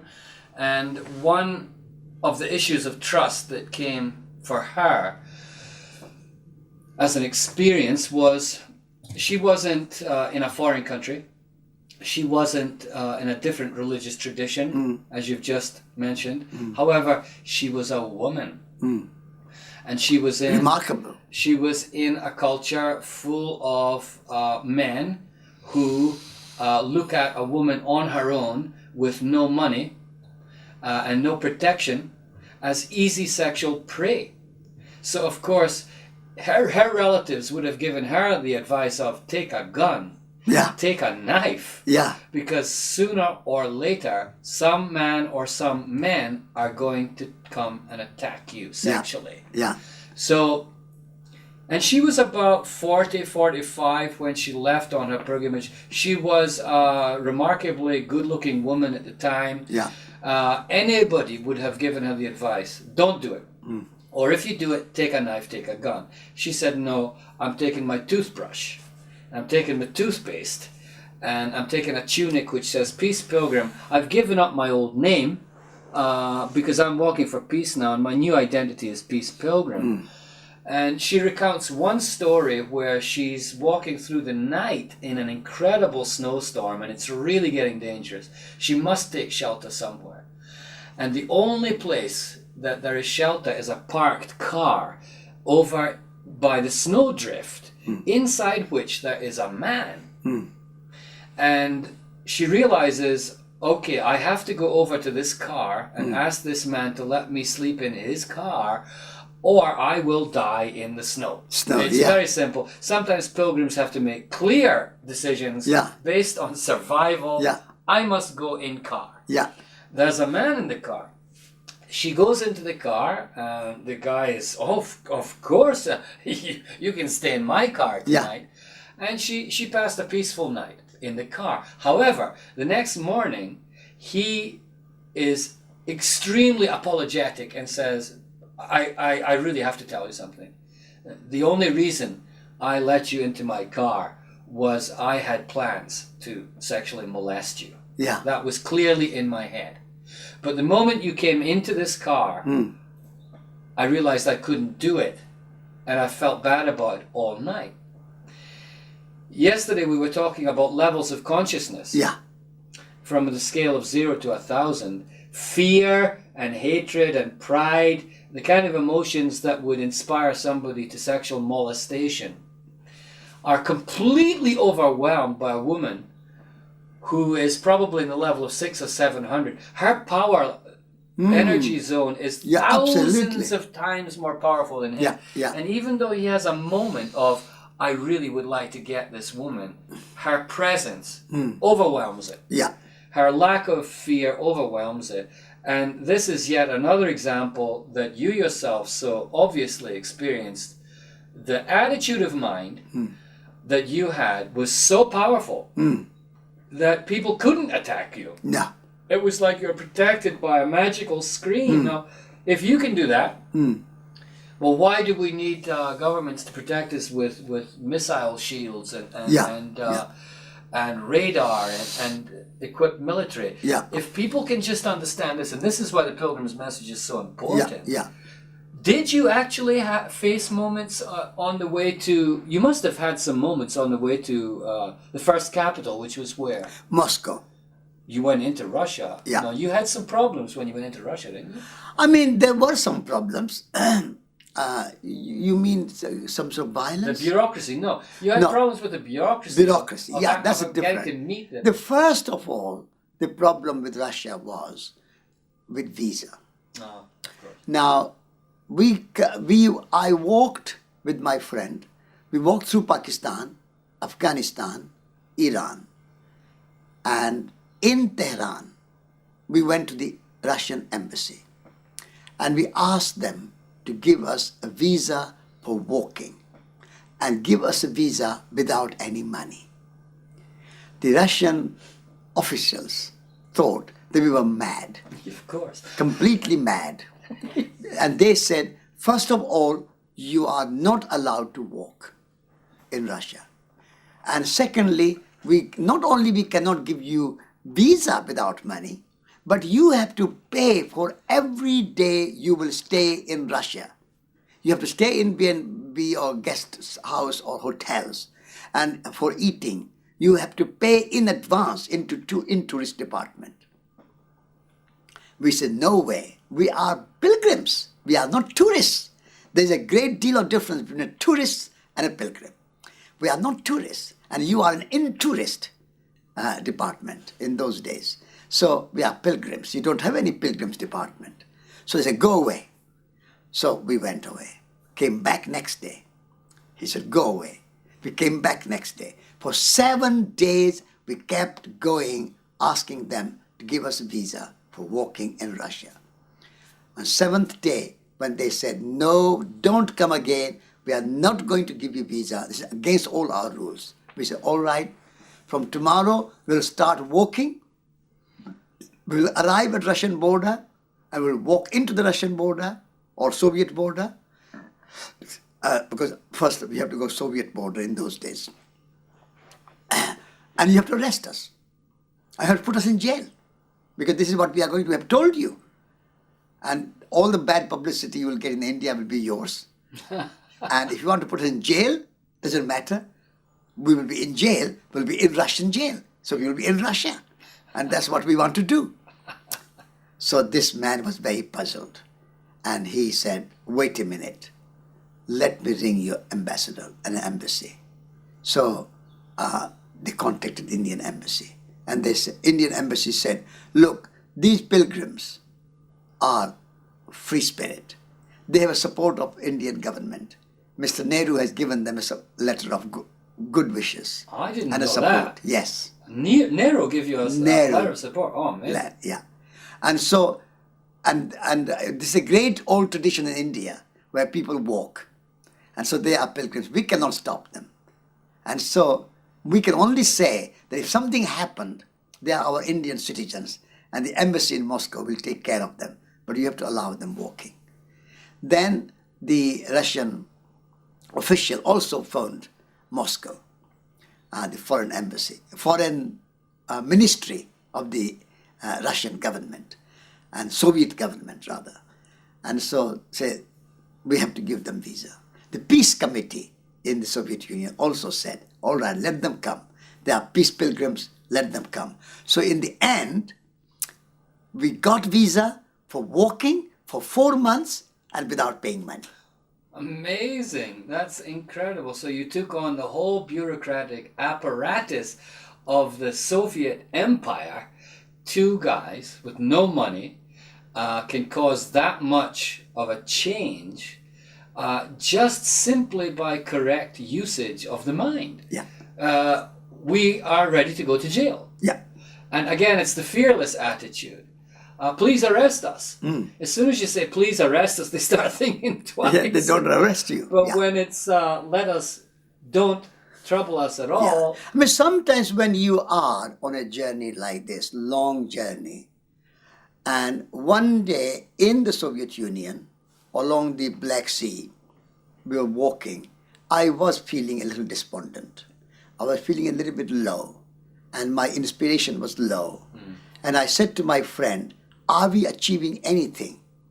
Are we making any difference in the world for peace or disarmament? Or just two Indians, mad, crazy Indians walking through the snowstorm and the forests and across the deserts and across the mountains, all this hardship, is it all worth it? I was a bit despondent. And that moment, my friend said, no, we are doing very important work. We gave our flyers. We always carried a flyer. And we carried flyer in local languages. So in the Russian language, we gave a flyer to two Russian women who were standing and in sunshine and in front of their workplace. So when we gave them the flyer, they said, have you really walked all the way from India? I said, yes. Please come and tell us your stories, how you walked it, what you are doing it. We said, lunchtime, we work in this tea factory. So lunchtime, please tell us your stories. We are free. So we went in the factory. And we said, all right, we'll have tea. Anytime is tea time, so we'll have tea. So we sat down, and they made us tea, and we started to tell them our story. Why we are walking, what's our purpose, what way we came, Pakistan, Afghanistan, Iran, all the stories. And then suddenly, one of the women had a brainwave. She went out of the room, came back with 4 packets of tea. I said, these packets of tea are not for you to drink. If you want tea, we'll give you more teas, other packets. So for whom are they, I asked. She said, I want you to give 1 packet of tea, peace tea. This is a peace tea. And 1 packet of peace tea to our premier in Moscow. The 2nd packet of tea to the President of France. The 3rd packet of tea to the Prime Minister of England. And the 4th packet of tea to the President of the United States of America. The 4 superpowers. 4 superpowers. And please give them a message from me. And I said, what is your message? My message to them is that if you ever get a mad thought of pressing the nuclear button, please stop for a moment and have a fresh cup of tea from these packets. And that will remind you that, and that will give you time to reflect and think that your weapons will not only kill the enemy armies, like Russian army or American army or whatever army. Your nuclear weapons will kill men, women, children, animals, birds, plants, rivers, lakes, oceans. Everything will be contaminated and destroyed. Therefore, please think again and don't use these weapons. So my despondency disappeared. I got a new inspiration, a new enthusiasm. So now we have to go to these 4 nuclear capitals. We are carrying this message and we are carrying this peace tea with us. And so we are the ambassadors, the messengers of these 2 Russian women. And they said that, or this woman said, that we can't get to Moscow, Paris, London, Washington. We are working here, but you are going there anyway. So please take this message to 4 nuclear powers. So that was one of the moments when my spirit lifted. And I said, now we are going to go. And so we delivered 1 packet to Moscow in the Kremlin. But the 2nd packet, we wanted to deliver in Paris to President de Gaulle at Palace Élysée. But President de Gaulle and the French government refused completely and say, neither we can take any message, nor president or any government official has time to see you, so please go away. So next day, we went with banners in our hands, demonstrating with many other pacifist supporters of France with us. We went to the Palace Élysée. In front of the Palace Élysée, we demanded to see the president and deliver the peace tea. Otherwise, we will not go away, we will not move. And now, demonstrating in front of Palace Élysée is illegal. And so, after some pressure and us not being persuaded to leave, we were arrested. So we were in jail. We were in jail in Paris. But we were happy because we said that our mentor, Bertrand Russell, inspired us by going to jail for peace in the world. So we have to follow in his footsteps and go to jail. So for 3 days, and then the Indian ambassador and the chief of the police came in the jail to see us and said, look, we don't want you to disturb and stop your peace pilgrimage. And only thing we can do is either release you and you carry on, or we send you back to India, deport you to India. So Indian ambassador said, please give your peace tea packet to the chief of the police, and he will make sure that we deliver to Palace Élysée so that you can carry on with your journey to London and Washington. So we compromised. We said, all right, we'll give it to the police chief. So we gave it to the police chief, and then we carried on walking. And with some French pacifist support, we took a boat. Until now, there was no boat, no water, so no boat necessary. But from Calais to Dover, we had to cross the channel. So we took the boat there, and we came to England. This territorial, the issue of having borders, the issue of having countries separate from each other, the issue of us requiring permission to enter other people's countries is, of course, something that most people today find quite normal and natural.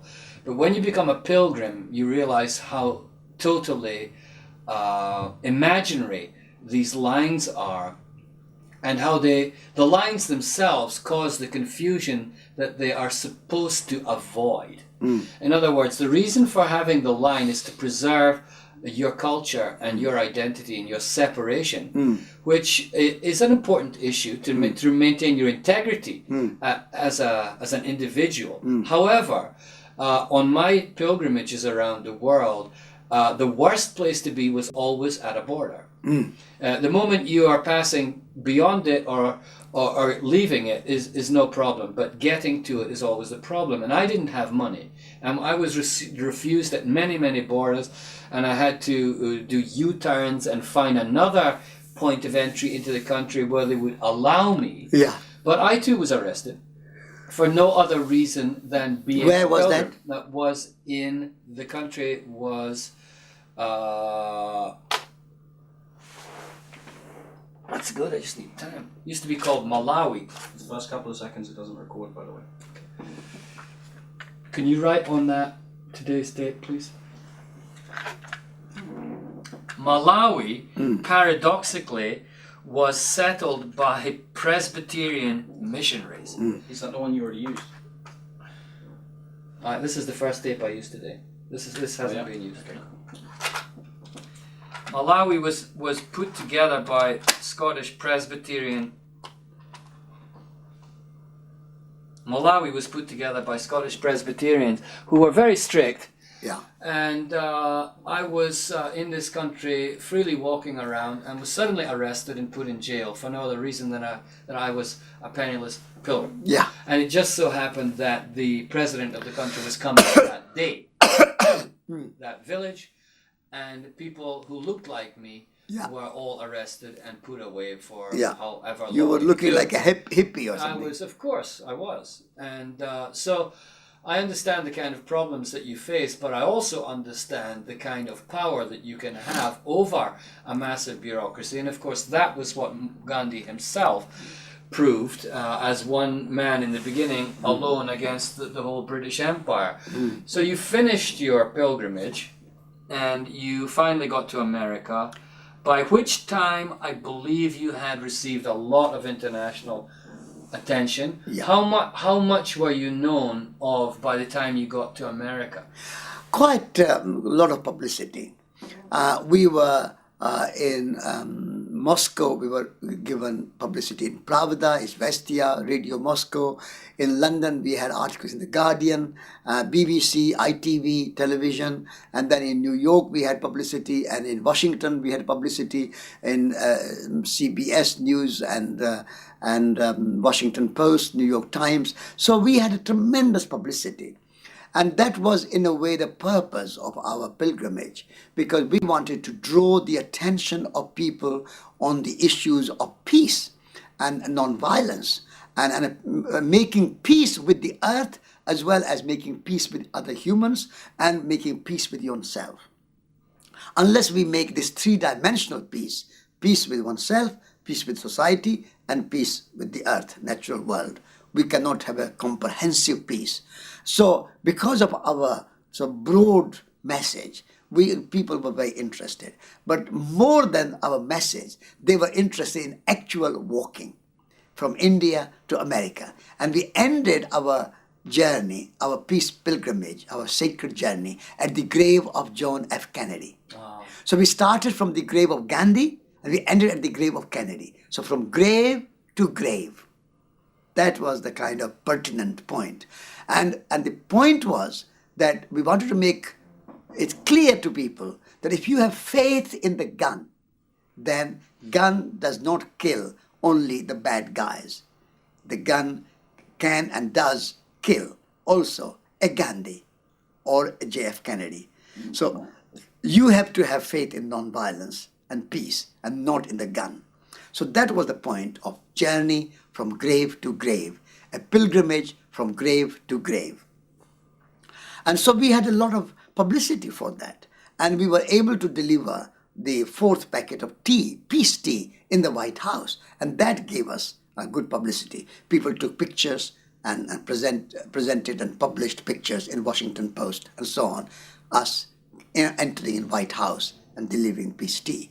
So this way, because we received a lot of publicity, wherever we went, we were invited by universities, churches, public organizations, peace organizations to speak about peace. So we had a lecture tour in the United States. After we finished our journey in Washington, we did a lecture tour talking about peace and disarmament and non-violence and ecology to people all around America. But at that time, the word ecology still hadn't really surfaced. At that time, you would have described yourself as a Gandhian, as a pilgrim. Yeah. You wouldn't have used words like ecology or sustainability or Not ecology and sustainability, but from the Gandhian perspective, making peace with the natural world, Yes, yeah. peace with the earth, peace with cosmos. That was part of it, part of our work. Yeah, that's very important because we move now into the period of your life where you do begin to use the word ecology. Yeah. You get involved with Resurgence, but all of it is on a basis of already existing Gandhian values. Whereas a lot of people might have got into the ecological movement, the environmental movement, without any such background. Yeah. Which is a very different proposition altogether because you don't have the foundation to build upon that is a foundation of spiritual values, not moral values, not intellectual values, but spiritual values, which is fundamental.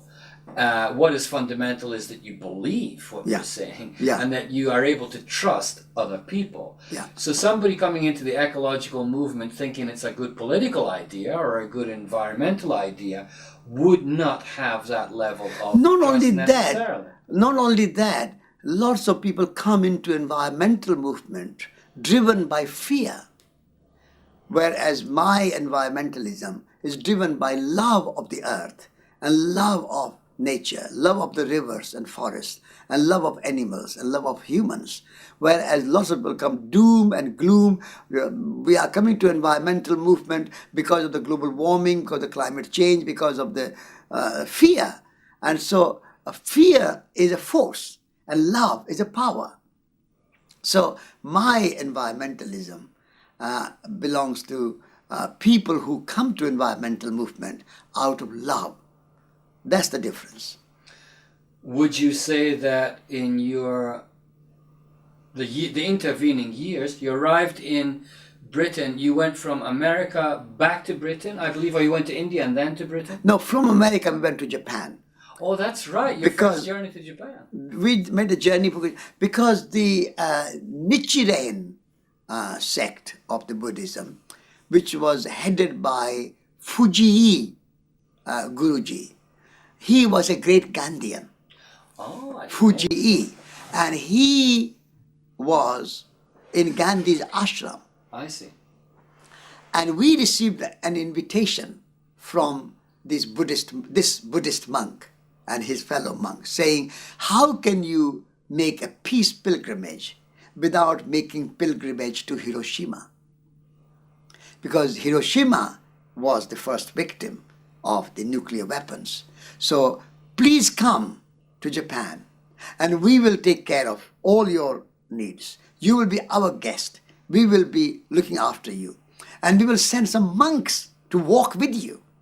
So we were persuaded. Instead of going back from America to India, that direction, we came to Tokyo. And then from Tokyo, we walked with the monks every day to Hiroshima. 45 days of walking in Japan. And every day we had a tremendous welcome. Because I think people in Japan are more deeply aware of peace than anywhere else in the world. Because people in Japan have suffered from nuclear weapons. So Hiroshima and Nagasaki have become kind of symbol of peace and symbol of disarmament, particularly nuclear disarmament. So wherever we went, hundreds of people welcoming, newspapers, radio, television, people coming to hear us, the trade unions, the mayors of the towns, every kind of people, Buddhists, non-Buddhists, every kind of people welcomed us every day. So we had a tremendous pilgrimage to Hiroshima from Tokyo. And the year was? That was 1964. 1964 in Japan. Yourself and your partner. Who was your partner? E.P. Menon. E.P. Menon was the person who walked all the way with Yeah, you. all the way. So you flew from America to Japan. You walked all the way to Hiroshima. You got tremendous publicity. You did your first pilgrimage in Japan, and you got a lot of support from the people. That was the first time in Japan and that was pilgrimage. And they understood exactly what you were talking about because they had been victims of nuclear war themselves. Yeah. You then went from Japan, I believe, to, was it Britain or did you go India and then Britain? I went back to India.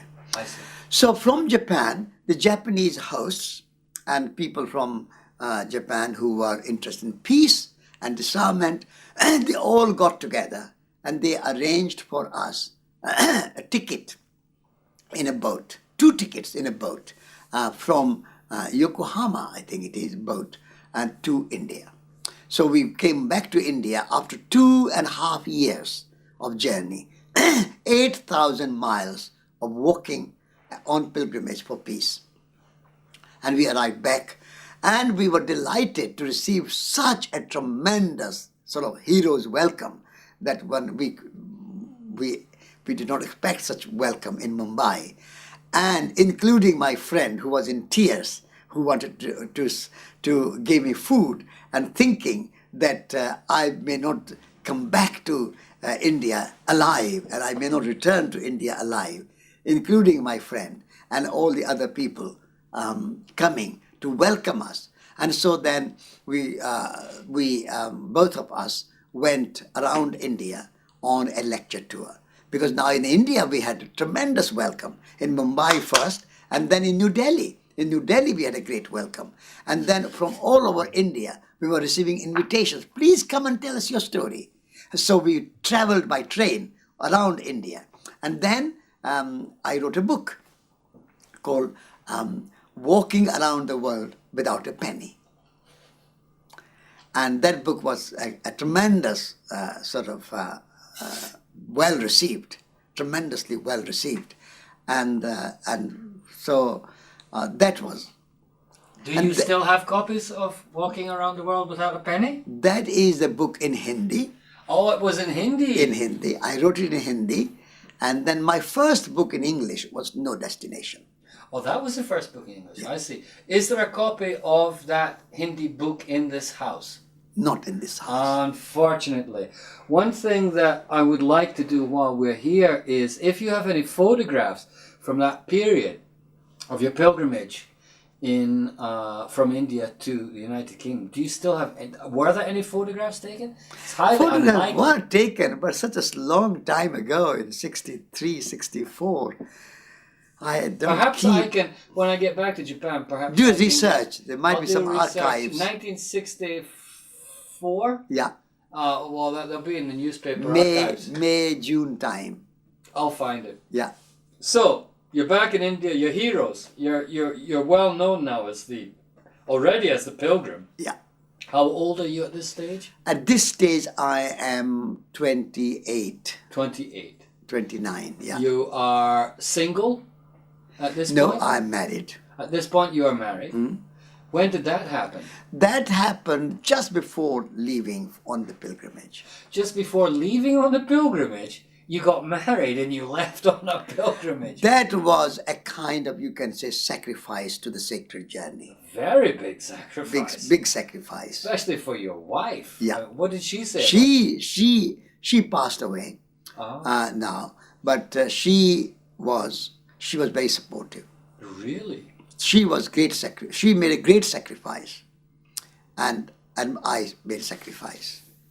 So well, that's part of the tradition, isn't it? Yeah. In India, you sacrifice for your husband, and husband sacrifice for your wife too. Of course, because without, I mean, the idea that the pilgrimage can be just a smooth and a kind of comfortable journey, psychologically as well as physically, pilgrimage has many hardships, and many times you have to go through the dark night of the soul. You have to go through difficult tunnels and difficult periods, psychologically as well as physically. And so at this time, I am back in India, and having this tremendous support from all around the world. I was getting invitations to teach and speak about nonviolence. And there was a tremendous, almost you can say, a violent uprising kind of movement in the 60s, late 60s, against the war in Vietnam, against the sort of capitalism as such. Che Guevara was the popular hero, and Beatles were the popular songwriters and singers who were arousing people's enthusiasm about peace and give peace a chance and imagine that we can have a world without wars. And then in England, and then in the United States, Bob Dylan and John Baez and other rock musicians. And so the tremendous movement in favor of peace and nonviolence and a good living and a spirituality, an interest in meditation, in a kind of Maharishi and a kind of transcendental meditation. All those things were so powerful that we were invited to speak and talk and meet people all around the world. So I could not stay in India for too long. And the invitations were coming thick and fast from all over. And so one invitation was particularly compelling, and that was from a Christian man, a canon of St. Paul's called Canon Collins, and John Collins. And he said that although this wonderful movement of students revolts in Paris, in Rome, in Berlin, in London, students rising against the Vietnam War and the kind of capitalism and the violence which is perpetuated by the established order. But the answer to this violence should be non-violent. But the students are giving a violent response. And so will you come and teach our young people, because you have done something, you have walked your talk, so you have a kind of integrity and you have a kind of experience. And so will you come and teach? So I came in 1967 and established London School of Nonviolence. Sorry, you had written an editorial saying live well. Live well so that all shall be well. So it's not a question of cutting. It's a question of living right, the right livelihood. So cutting or reducing is all very negative. And what we want people to live in harmony with the natural world. That's spiritual. And that would mean living well, eating good food. This is what I said to Japanese people. Eat your own homegrown rice, which is fresh and which is good quality. Eat good food, wear good clothes. You don't have to cut down on your food and clothes, and have a nice, delicious, beautiful things. House, furniture, everything beautiful. So that's not cutting. It's kind of changing. Rather than a wasteful life, what we want is a more kind of elegant life. It's sculpting, it's not cutting, yes. It's sculpting. It's sculpting. It's an artistic use of your time. Yeah, it's an art of living. Which you have here. Yeah. Obviously, this is an incredibly elegant and beautiful and peaceful and wonderful space, and you've built it up over the years as a living example of what can be done. And I'm very glad you said that, because the cut message and the reduced message is getting to be a little bit too violent from my point of view. And of course, your entire philosophy is non-violence to yourself, non-violence to your environment. But when we start telling each other and even ourselves, now I have to cut, and therefore I'm going to lose. Because if you cut off a finger, you lose a finger. Yeah. It doesn't grow back. And surely somebody with a great oratorial skill could choose a better word than that. Yeah. So I think many people would get confused, because they'll go, well, the environmentalist movement, what is it? And they look it up on the internet and they go, well, the environmentalist movement means, okay, we're not doing too much good for the environment, so we have to cut and we have to reduce, and we know we have got a limited amount of resources left, and we'll use a little bit less gas. But when you look at the math, that's kind of a difficult thing to do. It's a moral problem. Nobody's, until you came along, really, nobody has used the S word, the spiritual word. It's actually a spiritual dilemma that we're facing right now. It's not moral. And so this is an appropriate moment for us to redefine and look at the words spiritual, spiritualist, and you used, I think, one more, spiritualism. Many people are confused. They'd say spiritualism and spiritual. What is the difference? Well, what is, in your mind, the difference? The spiritualism, first of all, is ism. The moment you make anything into an ism, it becomes a cult. It becomes an obsession. So I would like no isms whatsoever in anything. Individualism, communalism, communism, socialism, capitalism, Buddhism, Hinduism, any ism has a problem for me. So I would like all isms to become wasms, no ism. Then spiritualism is associated with a kind of spirits coming back, as if human spirit is here. When we die, it goes somewhere and it comes back. That's a kind of very reductionist approach to spirit.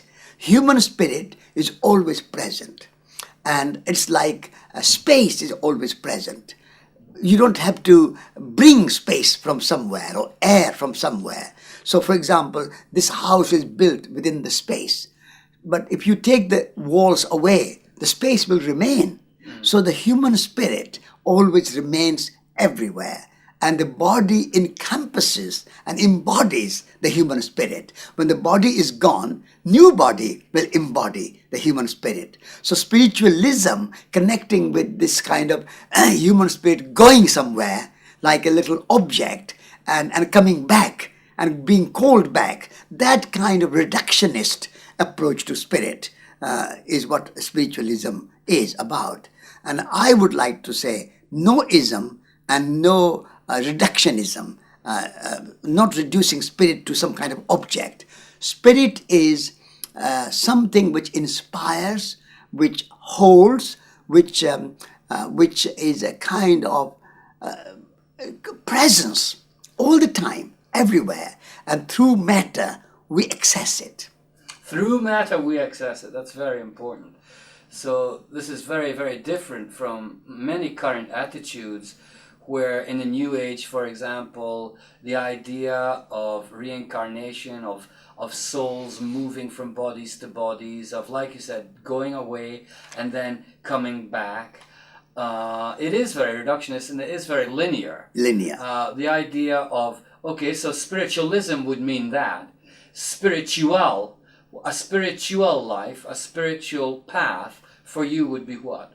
The spiritual path would be a path where you embrace quality. And the qualities are many. In many different names you can call them. Qualities of compassion, qualities of beauty, qualities of generosity, quality of openness, quality of love, quality of kindness, quality of friendship. These are all qualities. So the spiritual path is a path of quality. So when you embrace the quality of generosity and quality of compassion and universal love, then you are embracing the whole universe, whole humanity, whole earth. You become one with the rest. That's a spiritual path. And your spiritual path is based on the idea of pilgrimage. You being the Earth Pilgrim. A journey that has no destination. That's right. The journey has no destination, but what is your view of humans' evolution? We're on a journey not only as individuals in biological bodies. The species itself is obviously on a journey. And it appears that the species is rapidly moving forward, in a sense. In the last 200 or 300 years, the speed of information doubling, for example. Georges Anderla, who worked for the European think tanks, had said back in the 70s that the amount of information we have in our society can be actually calculated, and therefore the speed that it doubles can be calculated. And a very expensive study was conducted in Europe in the 70s to find out how fast it is moving. The results were that if we look back 2,000 years to the birth of Christ and figure out all of the information that was accessible by the average person at that time, information about the natural world, information about the stars, information about our bodies, we say that's 1 unit. How many years did it take for that informational mass to double? It took 1,750 years, which brings us up, of course, to the European Industrial Revolution beginnings. For that amount of information, which was now 2, to become 4, took approximately 120 years. For 4 to become 8, took only 40 or 50 years. 8, 16, 32, 64. Now the speed of information doubling is very, very hard to follow because of the internet. But it is estimated that all of the information we have on the planet right now will double within about 6 months. And then it will double in 3, 2, 1. All of the information will double while we're having a cup of tea. So this brings us to the very important point. before we get into spiritual compass. There is obviously chaos around the world right now. It's not just political, it's not just economic, it's not just moral, it's not just environmental. It seems to me to all come from a core root, which is spiritual. There is a spiritual crisis happening. Many people will say this quite blithely. Yes, we have a spiritual crisis. Nobody's going to church anymore. People don't really believe anymore. It seems like we're moving into the dark ages. At the same time, through Resurgence and through your work in many diverse areas, as far as I can see, I see it as poetry, art, ecology, environmentalism, spirituality, ecology, awareness, true religion. There is a growing interest now in many of these issues, but as you said yesterday, it's because of fear. People are so afraid of losing what they have that environmentalism looks like a good idea. If this will give us another 2 or 3 years for our company to make money, then we'll go green a little bit, you know. Or if this means that my family can be safe for another few years before the inevitable happens, then I'll put one foot in their camp. But these are just all band-aid solutions as far as I can see. And they're laudable in their own way. But I think something much, much, much more fundamental has to occur. Because I do believe there is a crisis. I do believe that things are reaching some kind of a climax. So, we're on an evolutionary journey. What is the purpose of the evolutionary journey in your mind? Where we're moving from very primitive beings to much more sophisticated beings through space and through time. Evolution is not just a Darwinian concept. We also have the great Lamarckian concept of evolution, which is entirely different, much more holistic and cooperative. Nothing to do with survival of the fittest whatsoever. The Lamarckian idea is more the idea that the environment and the human actually evolve together. Co-evolution. Co-evolution. We evolve together. So somehow we are evolving together with our environment through some kind of a crisis point, which obviously has a purpose.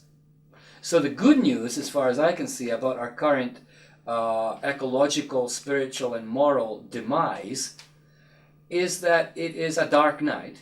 As we have discussed in pilgrimages, we have our dark nights. Now, humanity may be experiencing a dark night. Yeah. Many people would agree. Many people would say that the dark night actually has a time limit on it. And one of the people that you may be familiar with, I know that Fritjof Capra is associated with you. I've met and worked with him in the early 90s when I did my first book. Systems theorists like Ervin Laszlo. Ervin Laszlo has come out with a book called Crisis Point. And in this book, he very, very clearly delineates what the problems are. And he very clearly mentions that unless we do something radically, radically different with the way we see everything, it appears that about 2012 is the limit to any kind of sustainability that we can think of. So he's put a time limit on it. And this is a systems theorist who's also an artist, a very well-respected head of the club, or the Budapest Club. Many people are listening to him. And he was very clear to say in his book, Chaos Point, this has got nothing to do with the Mayan prophecy or any of that stuff. This is pure calculation, systems theory and chaos theory. These theories are saying, you've got a limit here, it's 2012, and it will mean break down or break through. We have two choices. In order to break through, we're going to have to, for lack of a better word, he was saying we're going to have to become spiritual people, which is kind of interesting for a systems theorist to come out with something like that.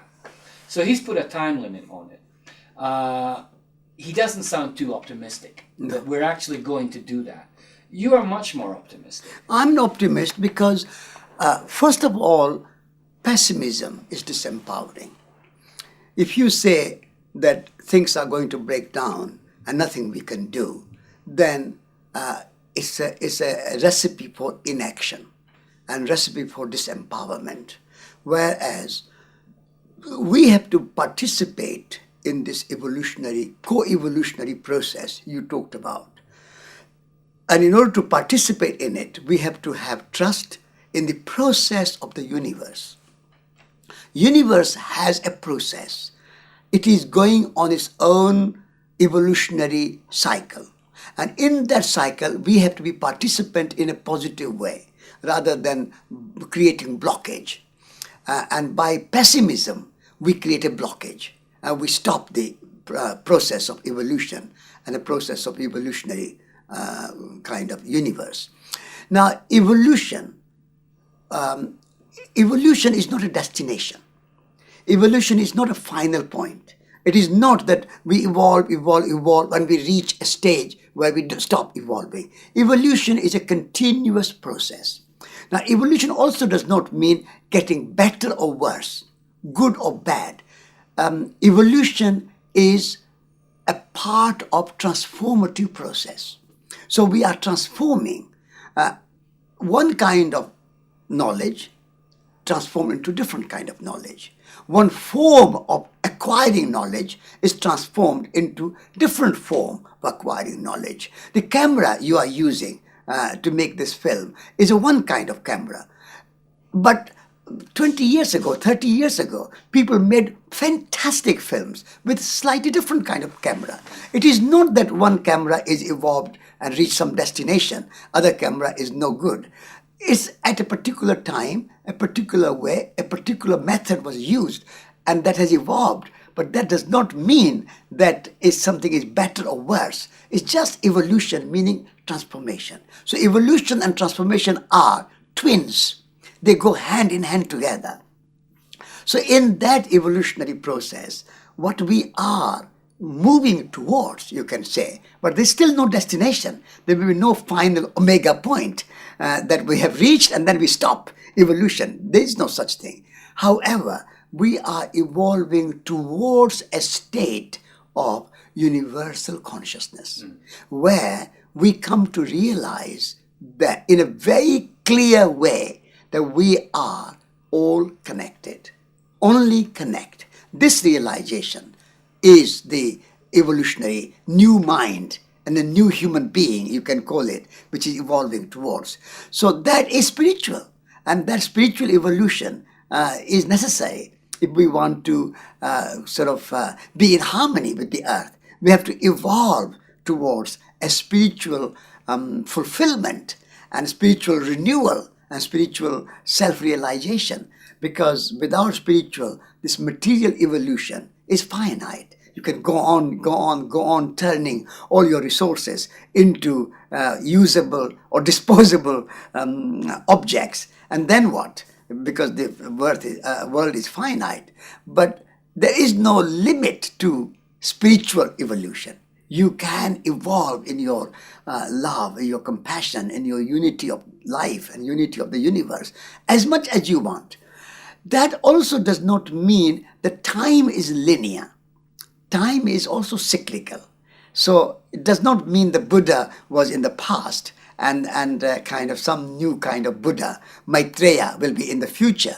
The past and the future are also in a cyclical way, present all the time. So Buddha is present now. There is a historical Buddha, of course. History is more linear, but there is a more kind of spiritual Buddha and a spiritual Jesus Christ. And spiritual Buddha, spiritual Christ are present now. So that evolution, to me, is spiritual evolution when you can see the spirit of the universal love and universal compassion and universal imagination and creativity becomes more available to everyone. That's the kind of evolution I believe in.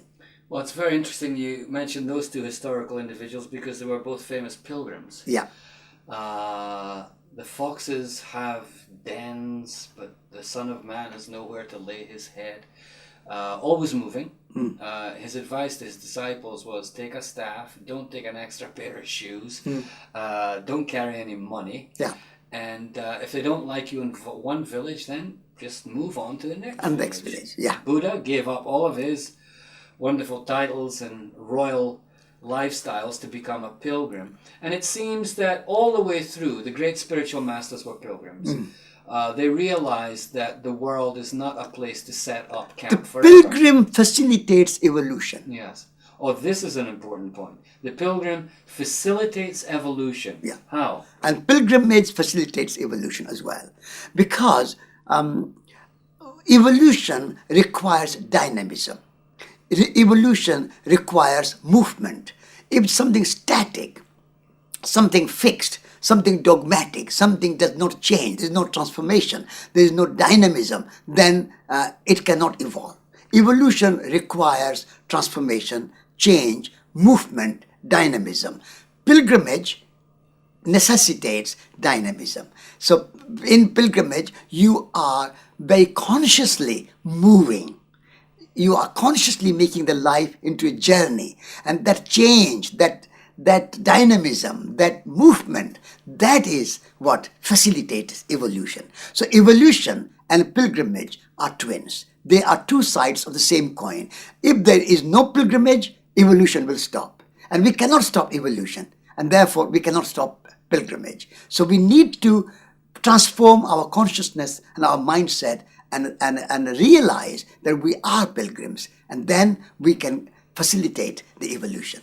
We are already pilgrims by virtue of being on the earth. People seeing this, people reading this will perhaps find it difficult to associate the idea of the man with his staff on the lonely road moving towards his sacred site, whereas I am working in an office, I am driving in a car, I'm getting in a train every day.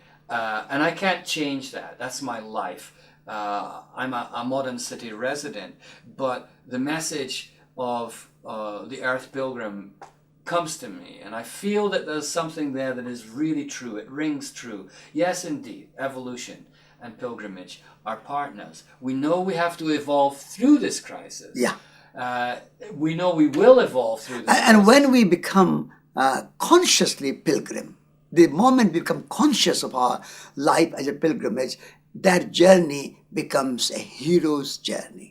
But Joseph Campbell has talked about hero's journey. And when we are looking for the Holy Grail is not a destination. Holy Grail is that realization of consciousness that we are pilgrim. The moment you realize that, you become a hero and you are on a hero's journey. And that hero's journey finds the Holy Grail, and that Holy Grail is that self-realization. It's a spiritual state, the Holy Grail. It's not spiritual not state. A finite object. Yeah. So this would seem an appropriate time to offer some advice to those people who resonate with this message, who understand the need for a pilgrimage that may not necessarily see them walking barefoot or traveling long distances, but to see in their daily lives a pilgrimage happening, to be conscious of themselves as pilgrims. And I think it's for this reason that you did many, many years of magazine work. You brought the message out to people in a very timely and sophisticated manner, I would say, that we do have a problem here, but we can deal with it. Mm-hmm. And it doesn't have to be a violent cut solution. We can have elegance and beauty and sustainability and health and all of the rest of it. You then have involved people at Schumacher College in more experiential programs where they can get hands-on learning. But then you have recently come out with a new book. You've written a book called Spiritual Compass, The Three Qualities of Life. And so my next question would be, what inspired you to come out with this particular type of book now, which is not directly involved in what you're well known for, the eco-environmental, cultural movement, let's say. This is much more of a how-to book. This is a much more straight advice book, as far as I can see. Why did you decide to write this book? Is a guide to good living, and it's a guide to perplexed, because at the moment we are, as a humanity, particularly the Western industrial humanity, including Japan, because Japan is an industrialized country. Absolutely. So the industrial humanity, industrialized societies are at sea, having lost their direction. They do not know which way to go forward. At the moment, we don't know how to solve any problem. We have been through industrial systems and other systems, political systems, social systems, economic systems. We have been trying to find solutions. Solutions to poverty, solutions to deprivation, solutions to inequality and inequity, solution to war and peace, solution to many health problems, psychological problems, many problems, and we don't know how to do it. Wars are increasing. Even though world wars are not there because of nuclear weapons and so on, but small wars, Iraq war, Vietnam war, Korea war, Kashmir war, Sri Lankan war, Chechenian war, everywhere there is a conflict. And we don't know how to solve conflicts. In Darfur, in Africa, or in other countries, we don't know how to solve problems. Poverty increasing. We don't know how to solve problem of poverty and deprivation. Environmental problem, we don't know how to solve our global warming problem, how to solve our pollution problem or resources depletion problem. So basically humanity is at the moment at a loss, like being on the sea and not knowing which direction to follow. Therefore now we need a compass. And that compass has to be a spiritual compass, because the solutions we have tried are military, are financial, are political, are intellectual, and all those solutions which we have tried through the United Nations, through various governments, through aid agencies, through business and industry, all those things we have tried are not spiritual paths. They are all kind of mechanistic, instrumental, kind of, you can say, materialistic, reductionistic, mechanistic, all these kind of paths we are trying. We have not tried a spiritual compass. So we need now a spiritual compass which can show us which is the right way to follow, which is right direction. Now that compass is not new. There's nothing new under the sun. It's an evolving and in a cyclical way. So evolution and cyclical movement to me is a very kind of complementary. So in Ayurvedic tradition, in the old Indian way, we have three qualities of life. And those three qualities are called sattvic, rajasic, and tamasic. Sattvic quality is something which is true, which is natural, which is creative, which is refreshing. So that is sattvic quality. Rajasic quality is something egotistical, pompous, glittering, glamorous. It's very seductive, but it has no substance. It has no reality. There's no truth in it. It's a kind of just made up.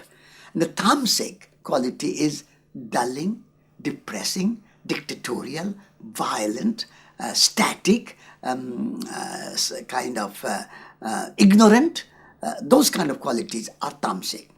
Now what I've done in this book is to show people how to apply this compass, these three qualities, into everyday life. Your food, is it a sattvic food? Is it a rajasic food? Is it a tamasic food? People don't ask that question. If people knew that there is a sattvic food, there's a rajasic food and tamasic food, they will be able to choose the right food. But they don't know. Housing, sattvic housing, sattvic architecture, rajasic architecture, tamasic architecture. At the moment, we are sort of madly building pompous, egotistical architecture, which is not architecture of freedom or spirit, architecture of congestion, architecture of show and pomp. Gives a kind of big name to the architect. So we are building, but without knowing what kind of architecture we want, what kind of buildings and housing we want. So I, in this book, tell people there is a sattvic architecture, there's a rajasic architecture, there's a tamasic architecture. In the same way, time, we live either in the past or we live in the future. We are always sort of thinking what to do in the future, or why did I not do something in the past. Times are also three kinds: sattvic time, rajasic time, tamasic time. And in my book, I'm explaining living, for example, in the past is a kind of tamasic. Excuse me. Did you get a label on? Did I already give you one of these? I labeled one of these. Okay. This is the second one.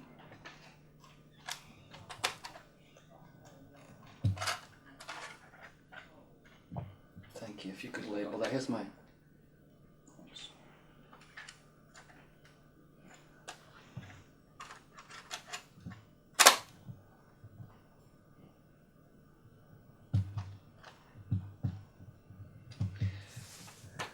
I'd like to go into more detail about these different areas with you through the book. It will serve as an introduction to the book also. Yeah.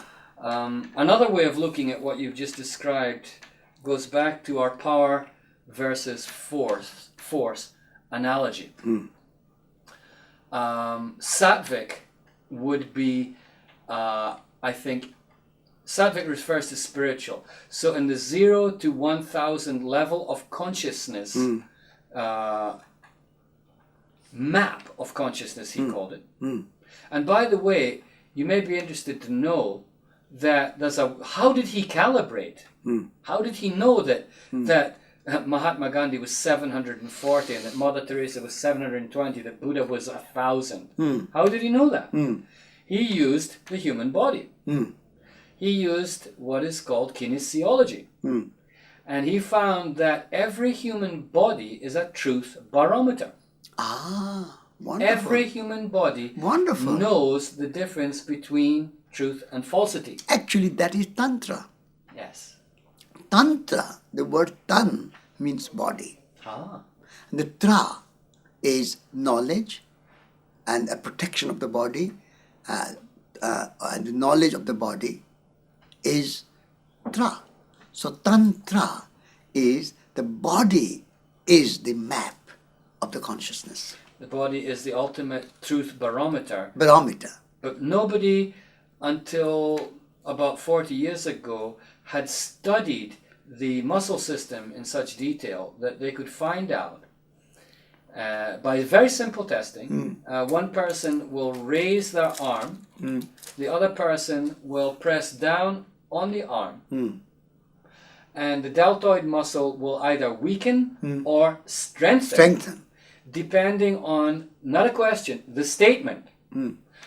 For example, Mahatma Gandhi's average level of consciousness during his life on a scale of 0 to 1000 was above 500, stay strong. Was above 600, stay strong. Was above 800, goes weak. Was above 700, stays strong. Was above 750, goes weak. Was 740, stays strong. That's how you calibrate. As a very well-known psychiatrist with a very flourishing Manhattan psychiatric ward full of people from all over the world who every other psychiatrist had given up on, this man was doing miracles on a daily basis because he had a tremendous spiritual experience when he was a child, and it never left him. He was naturally very spiritual. And he went through a dark night of the soul. He decided to find out more about consciousness. He wanted to know how levels of consciousness actually change in human beings. What are the determining factors that allow people to have high levels of consciousness? He used the word attractors because chaos theory, they have the idea of invisible attractor fields which, like magnets, will suck people's energy in. And low attractor fields will keep people locked in low stages of consciousness, even though they know that they shouldn't do A, B, C, D. They Very interesting. continue to do it. How? Why? Because they are locked into an attractor field which will not let them go. Now, a very good example of how this worked was with the Alcoholics Anonymous movement. The Alcoholics Anonymous movement is the world's most well-known, truly independent organization with no leader, no rules, no financial backers. All it's got is a 12-step suggestion program. He said in his book that it was begun by one man who was a very, very wealthy alcoholic whose business would suffer if he continued. He went to see Carl Jung and he said, "Doctor, I've been to everybody." Carl Jung said, "You know that alcoholism is incurable, don't you?" And he said, "That's what everybody else told me, but I thought that, he said, it is incurable physically. There must be something I can do." Jung said, "The only thing I can suggest is that you spend time with spiritual people. Doesn't matter who they are. Just be in their field of influence." This man went back and he began to go to meetings where there were so-called spiritual people, be in their presence, and lo and behold, he started to recover. That was the beginning of Alcoholics Anonymous. Yeah. But before he recovered, he had to become so humble and literally throw his hands up and give up and say, okay, the only way to go is the spiritual way. And he wasn't a religious man. No. The results were so phenomenal that Alcoholics Anonymous was born. Of it came Narcotics Anonymous, Teenagers Anonymous, all the list that goes on and on and on. So what happened there was an attractor field called alcoholism, which had kept him, had to be broken by his association with a higher energy attractor field, which is spiritual people. And just the power of that field, which is a Sheldrake-inspired idea, a morphogenetic field, that was enough to snap him out of it. So very often crises can snap people from low attractive fields into higher attractive fields. Well, what is the number of spiritual? 500 and above. Any organization can be calibrated. The United Nations calibrated at 195, I believe, which is still force. And very poor. The British Empire was 150, all force. Nearly every organization you can name on the planet that is supposed to be good for our development calibrates below 200. So he said quite simply, they're obviously going to fail. All you have to do is spend 5 minutes on a muscle test. If you're going to invest in such an organization, you're going to lose everything because it's force. You need to be in higher attractive fields. So 500 love, 600 peace, 700 enlightenment, 1,000 the Buddha, 1,000 Christ. That makes sense. So what you have described so far about the spiritual compass is actually a force, power, understanding compass system as far as I can see. It's very similar. You're not going to eat food that's below 200 or go to a movie that's below 200. Exactly. Because that's tamasic. Tamasic, It's completely tamasic. It'll make you feel horrible. And you're going to come out of the cinema just feeling like you don't want to get up the next day. So I have read this book. And I've made some notes. How are we doing time? Maybe 10, 12. Okay. I'll start off with this and then we'll finish with the next one. You start off with the 3 qualities of life according to the Bhagavad Gita. I'd like you to just, as an Indian, I'd like you to just encapsulate the Bhagavad Gita because it's not really that well known. Despite Maharishi and the Hindu boom of the 60s and the meditation boom. By the way, the Bhagavad Gita calibrated at 920. Really wonderful. The only thing that calibrated much higher than the Bhagavad Gita was the Heart Sutra in Buddhism. It was somewhere like 950. I think the Lord's Prayer was about 910. So the very placing of the Bhagavad Gita book in a room alone, he said, is going to raise the level of consciousness. Never mind reading it. Never mind practicing it. So tell us what you feel about this magical book, the Bhagavad Gita is a beautiful song, a great poem of our time. And our time meaning hundreds of years, thousands of years. It's Bhagavad Gita is maybe 3,000 to 4,000 years It's old. That old? Yeah. Really? Yeah. Have we got evidence that it's that old? Yes, I mean, historians have come to believe that. Do they know who wrote it? Yes. There was a man called Vyas, a poet called Vyas, and he had this inspiration to write not only the Bhagavad Gita. Bhagavad Gita is a section in a bigger book called Mahabharata. Yes. So this is a part of Mahabharata. And Vyasa was the poet, and Ganesha was the scribe. He wrote it down. So it's a one of the great poem of our time. But when I say our time, it's a great poem of human history, human evolution. And in this, there's one simple message.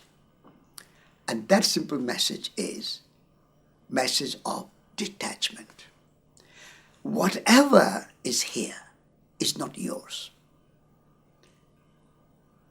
It belongs to itself. Universe belongs to itself. You belong to the universe. Universe does not belong to you. So all our pain, all our suffering, in this pleasure we take, this is mine. This is my husband.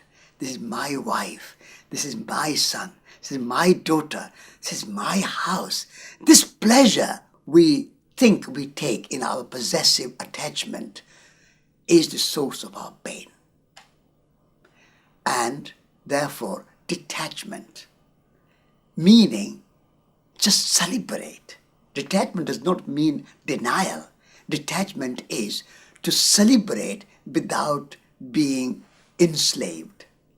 Attachment is enslavement. You become slave of your idea that it belongs to me. So this is a kind of freedom. Detachment is a sense of freedom. And so you are free from this burden you carry on your shoulders. This is mine, mine, mine. It's an egotistical burden. So Bhagavad Gita frees you from that burden.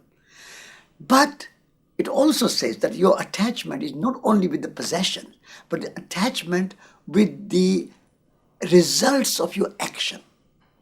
Because human beings cannot live without action. Even sitting quietly is an action. Even meditation is an action.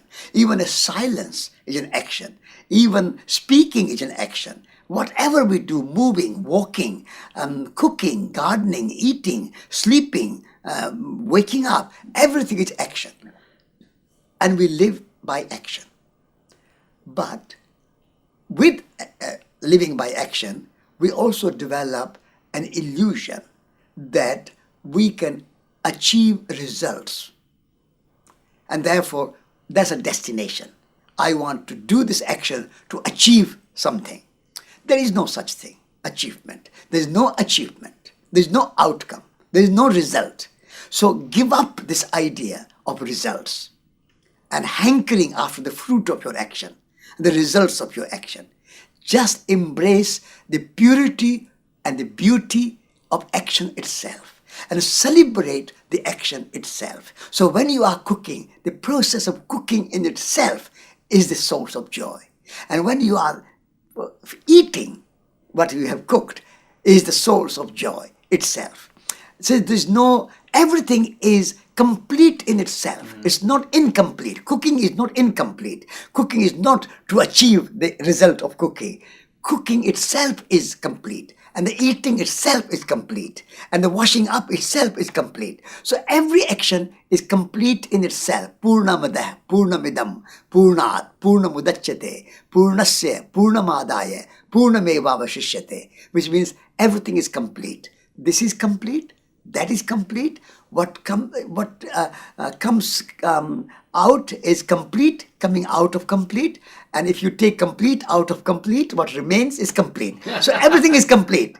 There's nothing other than complete. Every word is complete. Every syllable is complete. Every sentence is complete. Every page is complete. Every book is complete. Every library is complete. Everything is complete. So this is the message of Bhagavad Gita, that everything is complete. Therefore, do not hanker for the results, for the fruits, for the achievement of your action. When you are detached from the fruit of your action and you are fully 100% present in your action, then you are present in the here and now. For the action is happening only in the here and now. The fruit of the action is in the future. And that's Rajasic. That's what Bhagavad Gita says. 3 kinds of action. It's a Rajasic action, there's a Sattvic action, there's a Tamasic action. So the Sattvic action is action in the here and now, when you have no attachment with the fruit of your action, no attachment with the results, no attachment with possessions, no attachment with owning. This is my action, I own it, I do it. You are not the doer, just you are a channel. Through you, things are happening. I'm speaking to you. I'm not I don't possess the words. The words are coming through me. They are coming from the universe and going back into the universe. I'm only a channel. That's Bhagavad Gita. So it's a most poetic, most beautiful, most well-constructed poem that ever written in Sanskrit language. So this is the poem. Wonderful. So the Vedic tradition then comes from, could we say that the Vedic tradition was born of the Bhagavad Gita, or the Bhagavad Gita was an evolution from that? It's much older, isn't it? The Vedic tradition. Vedas are older. Much older. Vedas are the oldest scriptures. They may be 5,000 years old. And from Vedas come Upanishads. And from Upanishad comes Bhagavad Gita. So Bhagavad Gita is a kind of part of Upanishads. It's an Upanishad. What's the definition of Upanishads, or the translation? Upanishad is teachings which have emerged while the student and the teacher are in dialogue, and the student are sitting near the teacher. Sounds like us now. Yeah, this is Upanishad. What we are doing is Upanishad. It's a dialogue. We've been talking about Earth Pilgrim, about the dark night of the soul that the Earth Pilgrim inevitably will have to go through. It's part of pilgrimage. What doesn't kill us makes us stronger. But you start your book, your new book, Spiritual Compass, with a very interesting title, A Way Out of Anguish. And the very first words you use are, we live in an age of anguish. And I don't think anybody can actually dispute that. Everything seems to be going downhill very rapidly. And yesterday at the college you were talking about education, giving suggestions, but everybody keeps coming back to the same big question mark, doubt. So before we go into the sattvic qualities of life, which some people might find very, very ideological and impossible, I don't believe that's the case, and you don't believe that's the case. But everybody understands this anguish. Yeah. They know this is a serious situation. Yeah. They know that political action is not going to work. They can see the way that America is running, for example, democracy is just a massive illusion. We don't have any say in people getting bombed in Iraq whatsoever. No. Other people decide it. So what's that got to do with democracy? Economics is a joke. We now have a credit crunch that's going around the world in waves and threatens to pull the whole thing down. Yeah. And we have rampant mental disease. The number one disease on planet Earth right now is called depression. And it seems to be incurable. It can be staved off a bit. So we have an incredibly anguished situation. So you've really hit it on the nose. Anguish is our state. However, giving people recipes for ways out of dilemmas doesn't work. I don't see this book as a recipe book for necessarily becoming a perfect person or solving the problems of the world. No. I don't think this is a book about solving the problems of the world at all, because at this level they're insoluble. As Einstein said, you cannot solve a problem at the level or the dimension at which it was created. So you we have to cannot go- solve the problem with the same mindset Yes. which created the problem Yes. in the first place. first place. And at the moment, most of our leaders are doing that. they are trying to solve the problem with the same tools, same mindset, which created them in the first place. For example, global warming is caused by overuse of energy, one kind or the other, and overuse of technology. Now, what they are looking for is some kind of technological fix. And they want to say that if we have a new kind of fossil fuel, instead of fossil fuel, nuclear fuel or biofuel or solar fuel or some other fuel, that will solve the problem. But it's the technological mindset which is causing the problem in the first place. So we have to find a non-technological solution. And that, to me, is a spiritual solution. Very good. So the point is, it's the solution is not going to come anywhere out of, let's say, the third dimensional paradigm, which includes politics, which includes economics, which includes industry, technology, even intellectual pursuits and theology. And this again brings us back to power versus force. We need a power solution and not a force solution. Yeah. And the only way to get a power solution is to be operational at least 500 level of consciousness. Yeah. And how do we get that? Is we have to become spiritually motivated. 500 is the level of love, which means that at the very least, we have to have an appreciation of what it is to be in a state of love with each other and the planet. At the very least. Out of that will grow peace. Other things. And it's very interesting how Mother Teresa framed it. She said the fruit of prayer is love, and I think she said the fruit of love is peace. Yeah. So first you have the prayer, then you have the love, then you have the peace. Yeah. In other words, first you have the spiritual practice. Yeah. Out of which grows the love, out of which will grow the peace. Yeah. And from that peace will come, the next fruit is service. Yeah. So that's the correct distribution, I think, or flow. Yeah. Whereas right now we're forcing solutions everywhere. So what we will have if we have a spiritual attitude and spiritual approach is it will be a politics of love, it will be economics of love, it will be biology of love, it will be all our institutions will be based in love. Now, when we talk about love, we have to understand what love means.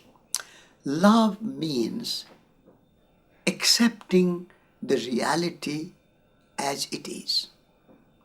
So when you love somebody, you say, I love you, meaning I accept you as you are.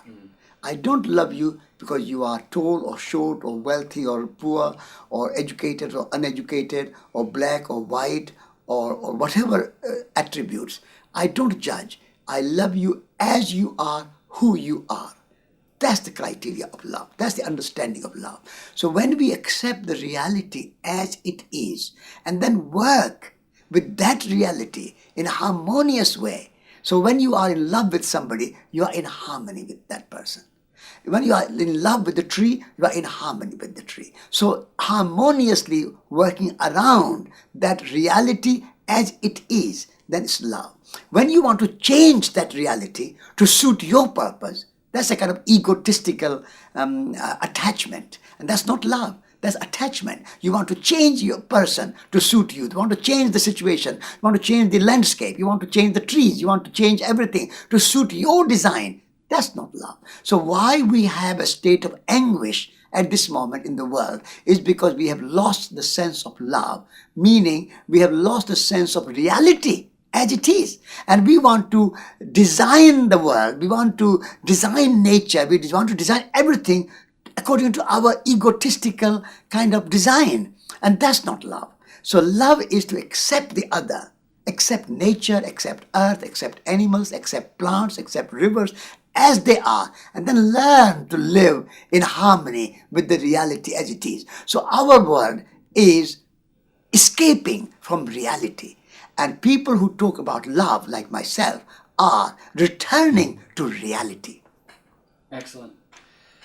Actually, you give a definition here at the beginning of the book from the Shilpa Shastra, which says, a sattvic person is a good human being, generous in spirit, not given to anger, holy, learned, self-controlled, devout, charitable, and taking delight in the care of the self and the care of the earth.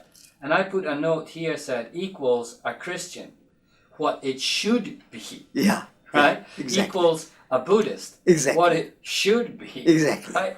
And you went on to say very, very perceptively that this idea of sattva is comparable to the wabi-sabi of Japan. Yeah. That was very perceptive, because if you ask a modern Japanese, what's wabi-sabi? Clueless. They don't know. Clueless. Yeah. They have no idea what wabi-sabi Yeah, is. yeah. And yet, here's a foreigner, here's an Indian, comes to Japan and can figure out very quickly that the sattvic quality of life is equivalent to wabi-sabi. Wabi-sabi, exactly. Which is extremely economic use of time and space. Exactly. With brilliant spiritual depth to it. And a brilliant aesthetic sense. It's a sense of beauty, sense of aesthetic, sense of appreciation. What is appreciation? And when you are technologically minded, you want to fix technologically, you don't appreciate things as they are. So you take dates and you don't appreciate the dates. You say, oh, dates, they are sweet, but not sweet enough. So they put sugar on date. That's a technological mind. Milk is good, but not good enough. Therefore, pasteurize it. Do something to it. Everything, technological mind does not love things as they are. There's a lack of love. And this is what I'm saying there. A rajasic person wanders from temple to temple, from book to book, from one spiritual technique to another, resorts to drugs, psychotherapy, or some other method, searching, seeking, and longing for nirvana or enlightenment for him or herself. Yet, such self-seeking is no help in attaining nirvana.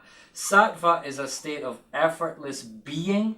Rajas is a state of active seeking. Yeah. This is very important for modern Japanese who are confused, bewildered, and looking for an answer. Yeah. So from the very start, this book is not meant to be used like wandering from temple to temple or from book to book. This is actually an attempt to stop that or to advise people Stop that hankering. to quit hankering after enlightenment and this solution to the environment, this solution Yeah. to the ecological Yeah. world. Everybody wants the solution. Yeah. This is not so much a solution as it's a very gentle guidebook Yeah. to how you might get closer to yourself and to reality. To reality. Which is love. Yeah.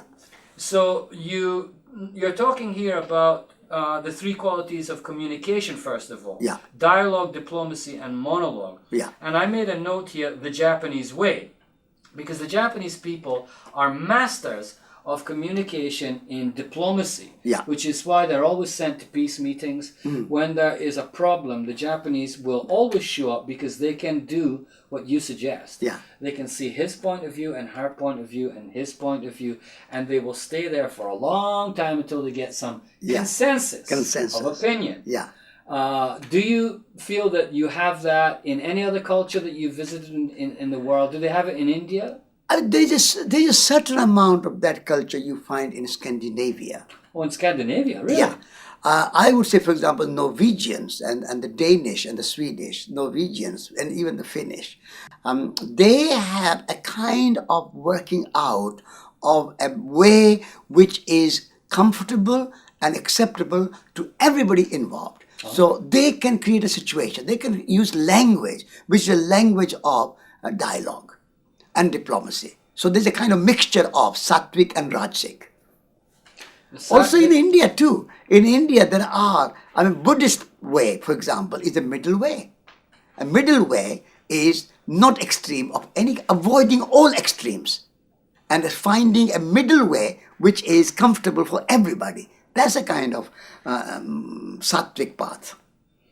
You have advice for the sattvic food choices, the advice of sattvic environments to live in. You may or may not know that in Japan right now there's a new terminology called sick house. Yes. You know about the sick house syndrome? Yeah, I have heard. This is a very serious problem to the health of the nation. Yeah. It's not just the building itself, it's not just the feng shui, it's the positioning Yeah. of the building near electromagnetic power grids, Yeah. which affect Positioning of the house is very important, and also the material you use in the house is also very important. If you use natural material, that's a sattvic house. If you use all industrial glass, steel, concrete, cement, all that kind of oil based energy systems, too much kind of central heating, no windows, no light, all artificial light, artificial air, everything, that is rajasic or tamasic. Whereas sattvic house, which will have no sickness syndrome, would be house built away from electromagnetic sort of situations, have a good feng shui, and made with natural material. which is the traditional Japanese house. Exactly. Which is why many foreigners, including myself in Japan, would look for old, abandoned farmhouses Yeah. made of wood and thatch. Yeah. With huge, beautiful wooden interiors. They would have an irori, which is the open fireplace. The smoke goes up through the roof. Yeah. Lots of space. A lot of space. Cool in the summer, not too cold in the winter.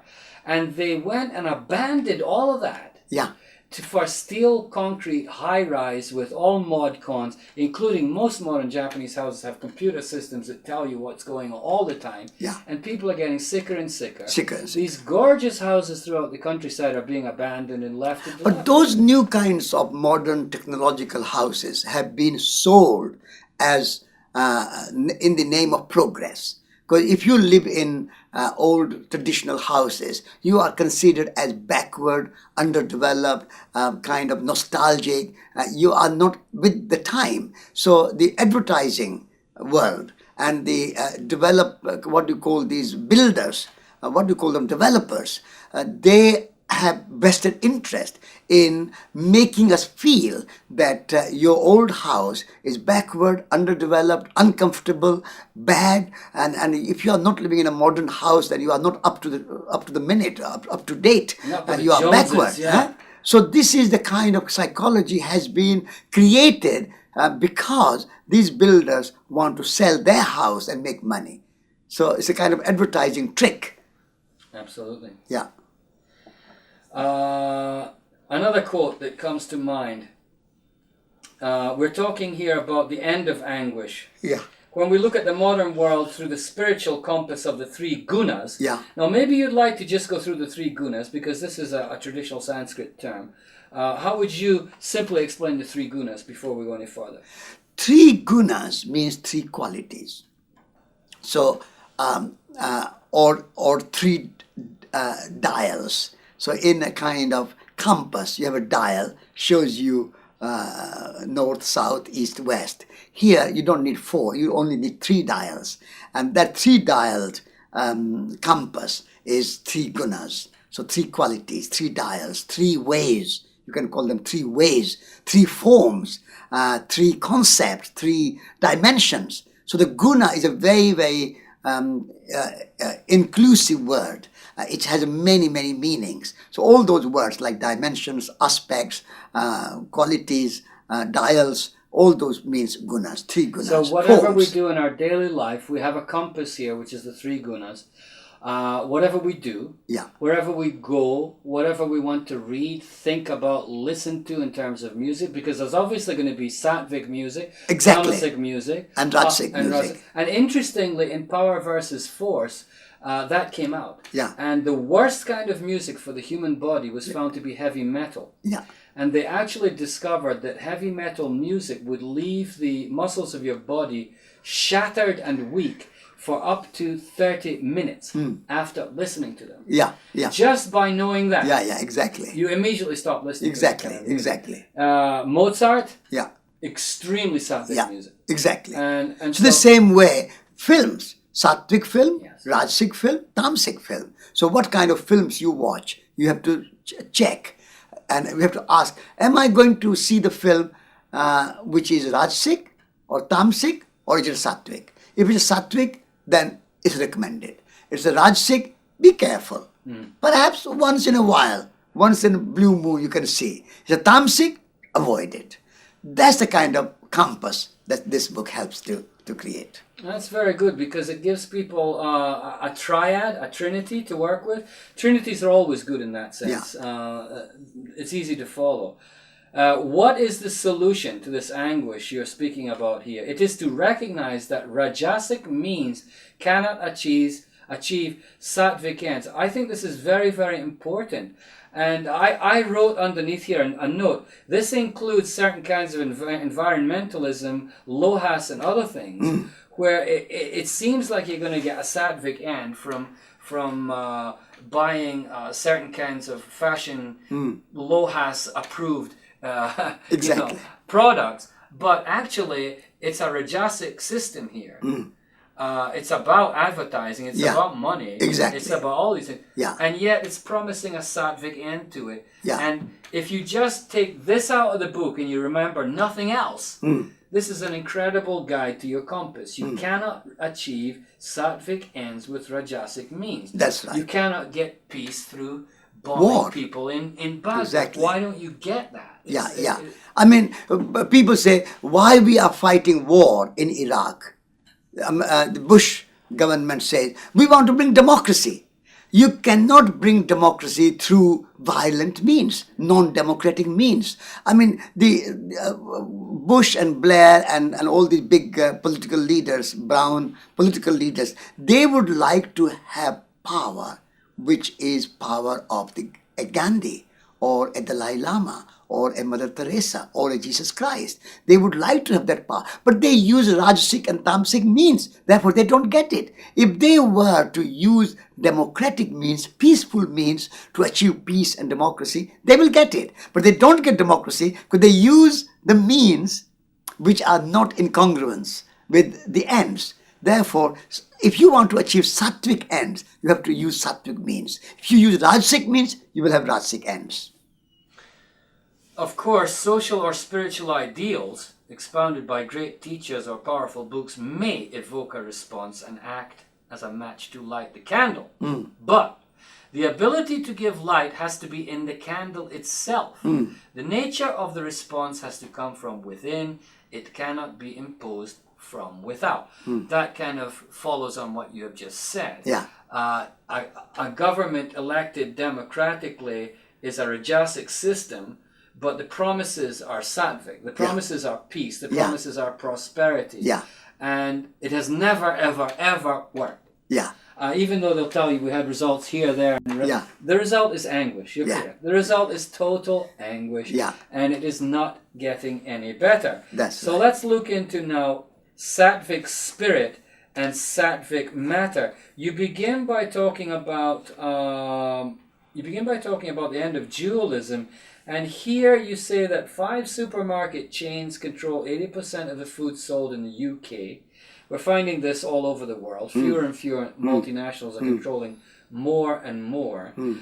This is a world where spirit has been driven out. Now, one of the concepts that came out of ancient India was the idea of the great year. Was the idea that you have the Kali Yuga, you have the Sat Yuga, you have periods during which, for some reason, involve a darkening of consciousness, a lightening of consciousness. Now, recently, scientists at an institute in the States are researching binary star systems. They say that they have found in the ancient Indian tradition knowledge of the fact that we are in a binary star system, which has a cyclical relationship, which means that when the 2 stars approach each other in a binary system, light and energy and consciousness increase. But when the stars go away from each other, then light and consciousness decrease. Therefore, you can plan in advance that you're going to have an age of light and an age of darkness. Now, this was reproduced in the Western system as the Iron Age, the Bronze Age, the Silver Age, and the Golden Age. And we are apparently now in the Iron Age.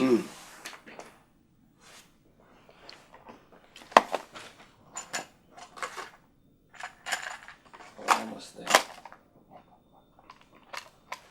The Iron Age, of course, it's the densest of the metals. Yeah. It's the lowest in quality of the metals. Yeah. And paradoxically and interestingly enough, it's the one we use most in our culture today. Yeah. More than silver, more than gold, more than bronze, we use iron. We are the iron people. We think we have iron wills and we have iron minds. But I just would like you to comment on that one point. How did do you have any information from your own culture that would allow us to understand how these ancient people in India knew that there are cycles of consciousness rising and falling? How did they know this? I mean, you can see in nature. In nature, you can see there is a dark period and there is a light period. Every day we experience daylight and dark night. So that is a miniature example. Then in seasons, we experience the same thing. We experience the spring and we experience the winter. So the light and the dark, there's a kind of, metaphorically speaking, you experience in the year, in the seasons. So there's an economic cycle. The cycles of every kind. So the sages and the visionaries of India saw a bigger cycle where there's a kind of cycle of great time where humanity and the earth go through a bigger change and transformation where Satya Yuga and Dwapar Yuga and Treta Yuga and Kali Yuga come. So Satya Yuga is the age of realism and truth and love and compassion and harmony. That's a Satya Yuga. The Dwapar Yuga is a kind of like Iron Age.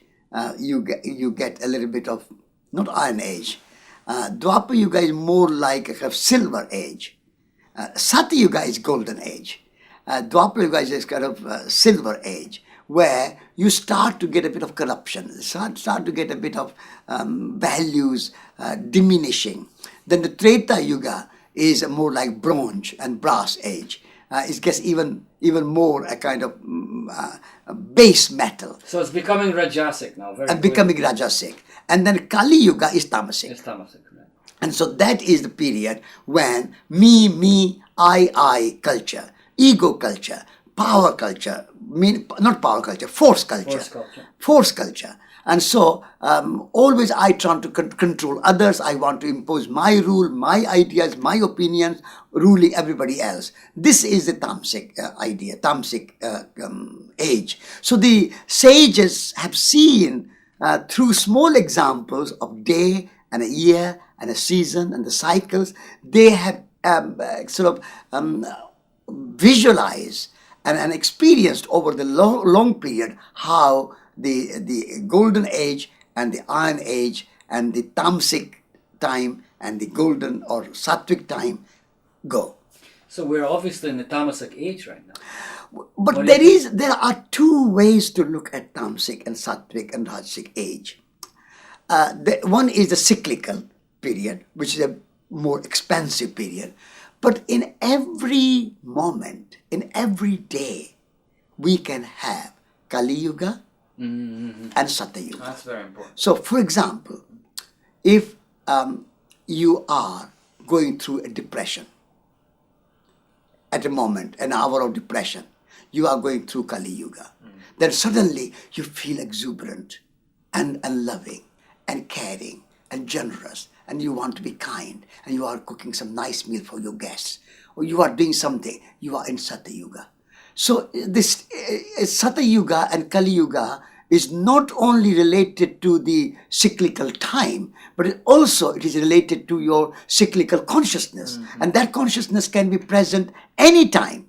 So you can experience Kali Yuga and Satya Yuga on the same day, depending on your consciousness. And you can also change tamasic situation to sattvic situation almost instantaneously by changing your consciousness. Exactly. And you've mentioned people that you admire.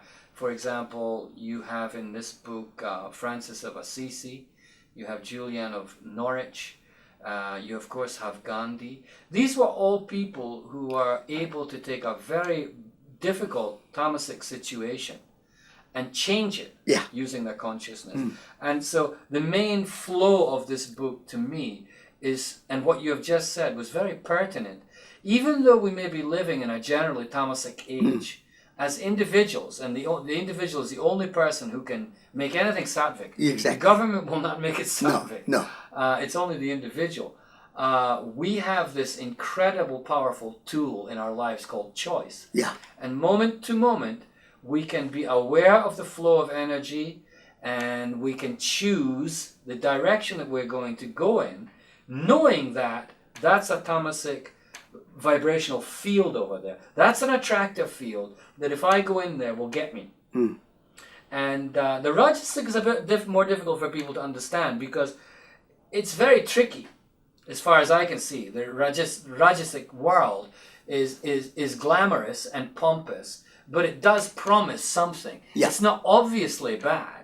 Not obviously bad, but it has got, I mean, you can have splendor or splendid, which may be difficult to judge whether splendor and splendid is Rajasic or Sattvic.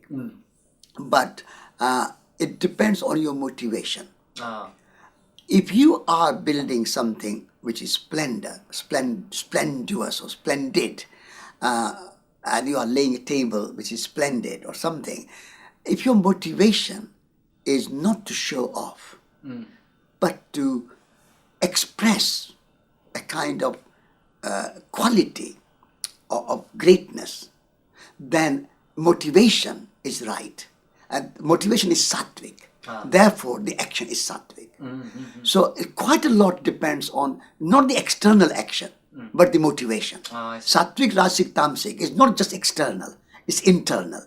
How your motivation is, what are you trying to do? Even sometimes you could appear to be very simple and very elegant and a kind of humble, but in your heart you might be showing off. It could be inverted snobbery. Exactly. And a kind of false modesty. Huh? That's exactly what Jesus said to the Pharisees. Yeah. You look very pretty on the outside, Yeah. But on the inside you're rotten to the core. Exactly. You observe all the rules perfectly. Exactly. You do everything nicely. Exactly. But inside you're exactly. a mess. Exactly. That's what we're So doing. we must not judge Rajasic, Sattvic and Tamasic just from external appearance. We must see what is the inner motivation. And sometimes we may never know what the motivation is, but it's more often than not, it's obvious, the motivation. But in the end, we each need to establish our own roots and find our own sattvic way of life. We've already made that clear. Yeah. We each have to do that.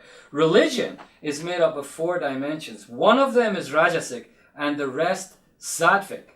This was a very interesting understanding of religion that you have here. Because of the institutional dimension of religion, which is a set of rules, has led people astray because they are run on Rajasic patterns. There are elements of Rajasic patterns in all of the rule systems of the world. They promise sattvic. If you stick to these rules, we are going to get you there. Yeah. And so this is not a rule book. Yeah. This is not a rule book. Yeah. And you just said motivation is key. Yeah. We're not going to get there by following a specific set of rules. No. We're going to get there through a set of attitudes and through an understanding that our motivation is paramount. Yeah. Which means we have to be tremendously honest with ourselves. We have to be tremendously realistic. Yeah. And we have to be humble enough to know that it's not necessarily going to be easy to live a sattvic lifestyle. Yeah. Perhaps you could share with us, I mean, obviously around you you've created a sattvic lifestyle, but tell us some of the challenges you've faced in this culture, being a foreigner by birth, coming to live here in an English village. You've created an idyllic situation, but there must have been some really strong tamasic periods or Rajasic periods that you had to deal with to test your ability to get the sattvic lifestyle. And because Japanese people, for example, reading this are going to go, that sounds really nice, but he's not in this 4 square meter apartment in Tokyo having to live on such and such an amount of. He's in England doing this and that, right? Yeah, yeah. So how has it been for you I to mean, create this? in order to create this, I had to use my trust and live in the present moment. Because when I started to live in England, I lived in London. And Resurgence magazine was in London. So for 4 or 5 years, I was in London, and I was commuting to Resurgence office from some distant place, from a suburb like Radlett to London. And so I went through Rajasic period myself, and I was coming home in the evening exhausted because of this Rajasic sort of way of lifestyle. But I had no facility by which I could have a simple house and work, Resurgence office, where I work and I live without commuting, and have a garden where I could grow some food. There was no such facility. But somehow, based in friendship, and I had no money. I married my wife, but she had no money. So we had to wait until circumstances presented themselves, and we found some people who were prepared to make a loan, friendly loan, to be able to buy this 2 acres of land and a house in the country where we could live simple life, grow our food, go for a walk, and work where we live, so that we don't have to commute. Resurgence office is across the yard, so we can go there, or I can go there. I can work from this room. So this was based on friendship, and eventually Resurgence magazine became slowly accessible, and many more people subscribed. So when I started editing Resurgence, I had 500 subscribers, and now we have 15,000. 15,000. Yeah. So what I use is trust, patience, commitment, dedication. Not being impatient, say, oh, it doesn't work, what I do, go and get a job somewhere else, or leave this or leave that. Go through thick and thin. Go through the dark night of the soul. Go through the valley to come up on the top of the hill.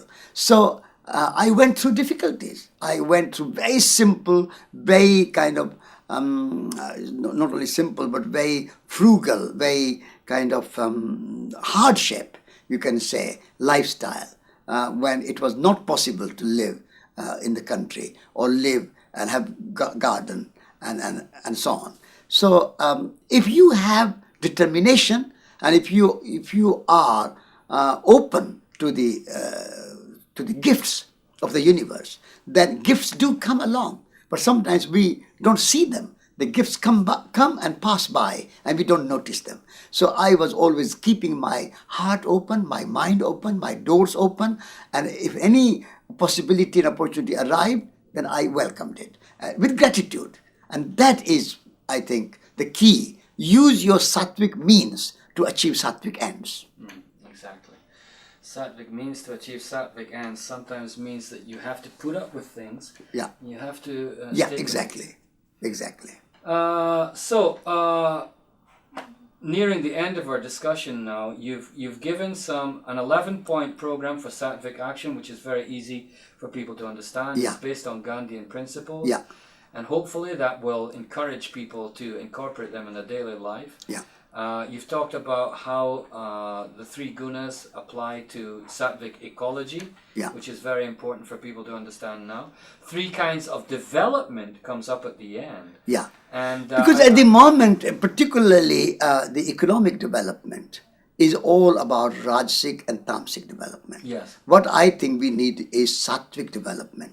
Sattvic development is sustainable development. Sattvic development does not create waste.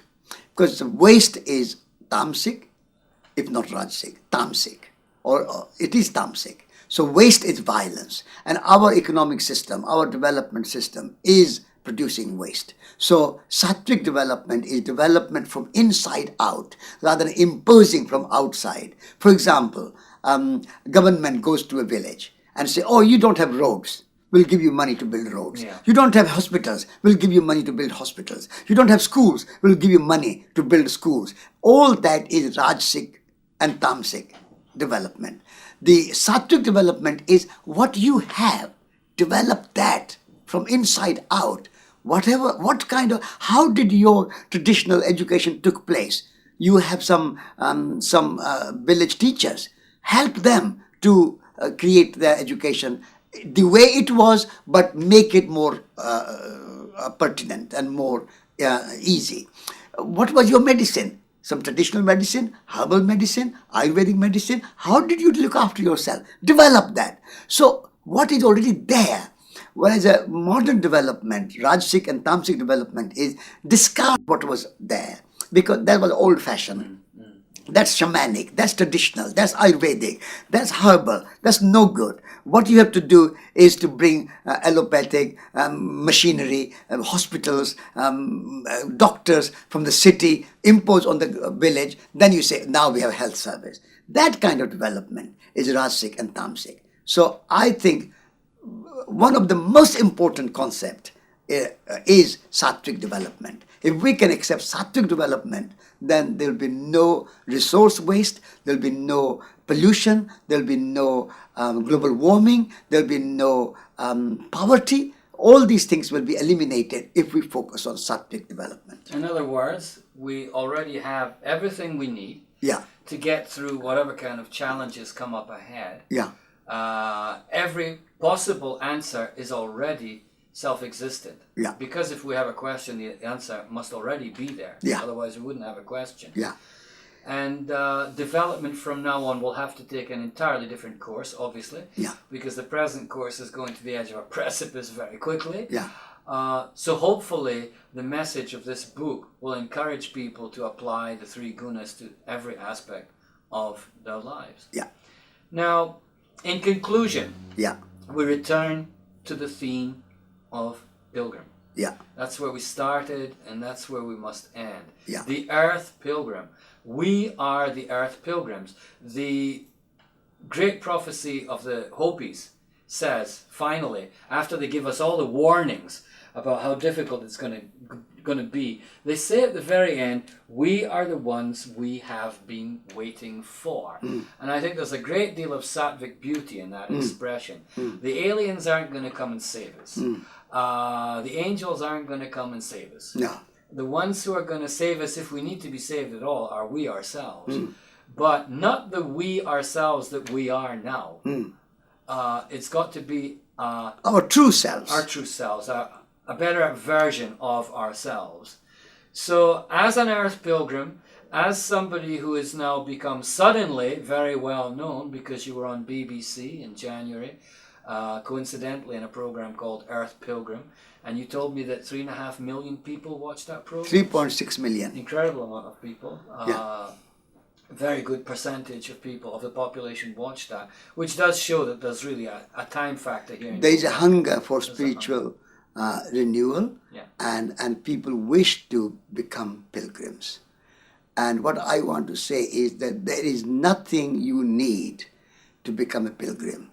Only thing you need is realization that you are already a pilgrim.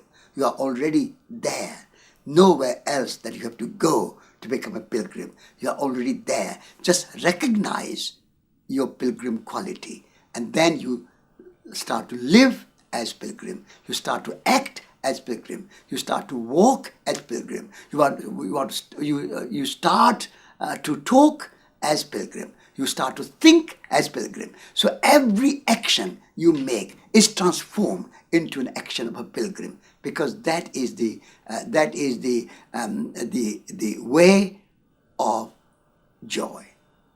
Ananda, joy, and the joy is sort of inbuilt in the idea of pilgrimage. A pilgrim is unburdened. Pilgrim always travels light, and travels light not only in terms of how much you have in your rucksack, or in your bag, but how much you have. It's easy to reduce the quantities of your possessions in your rucksack, but it's very difficult to reduce the quantities of possession in your head. And therefore, traveling light in your head is the real travel light. And if we can do that, we can become pilgrim. And it's not a question of what is around you, but it's a burden of this idea that this is mine, and I have to carry all this. The moment you say, nothing is mine, then everything is yours. That's a perfect place to stop. Thank you. Thank you! Thank Viva, you. viva, viva! Thank you. We did it. Oh, Well we done. did it. Well done. Yes. Well done, you. Just before we finish recording, just one quick question I'm Yeah. curious to ask. Obviously, you're a very observant and intelligent person, and not only that, but you're also very sensitive to the health of Mother Gaia. Yeah. And I think you're well aware, as well as many people are, that the current situation that humanity and the planet itself faces is quite precarious. Yes. Now, the time we're at right now, we're coinciding with a number of prophetic visions from ancient cultures, such as the Hopi, the Kachika prophecy, the Mayans. You know, there's people all over the world that have these prophetic kind of Yes. visions for Yeah. our current state of humanity. And I'm just curious on your own feelings as to whether we are heading towards something very dangerous in terms of a cataclysmic kind of scenario. And if we are, if you do envision this personally, what you feel you could say to the individual to help, what we could do. No, I don't feel that we are heading towards a catastrophe.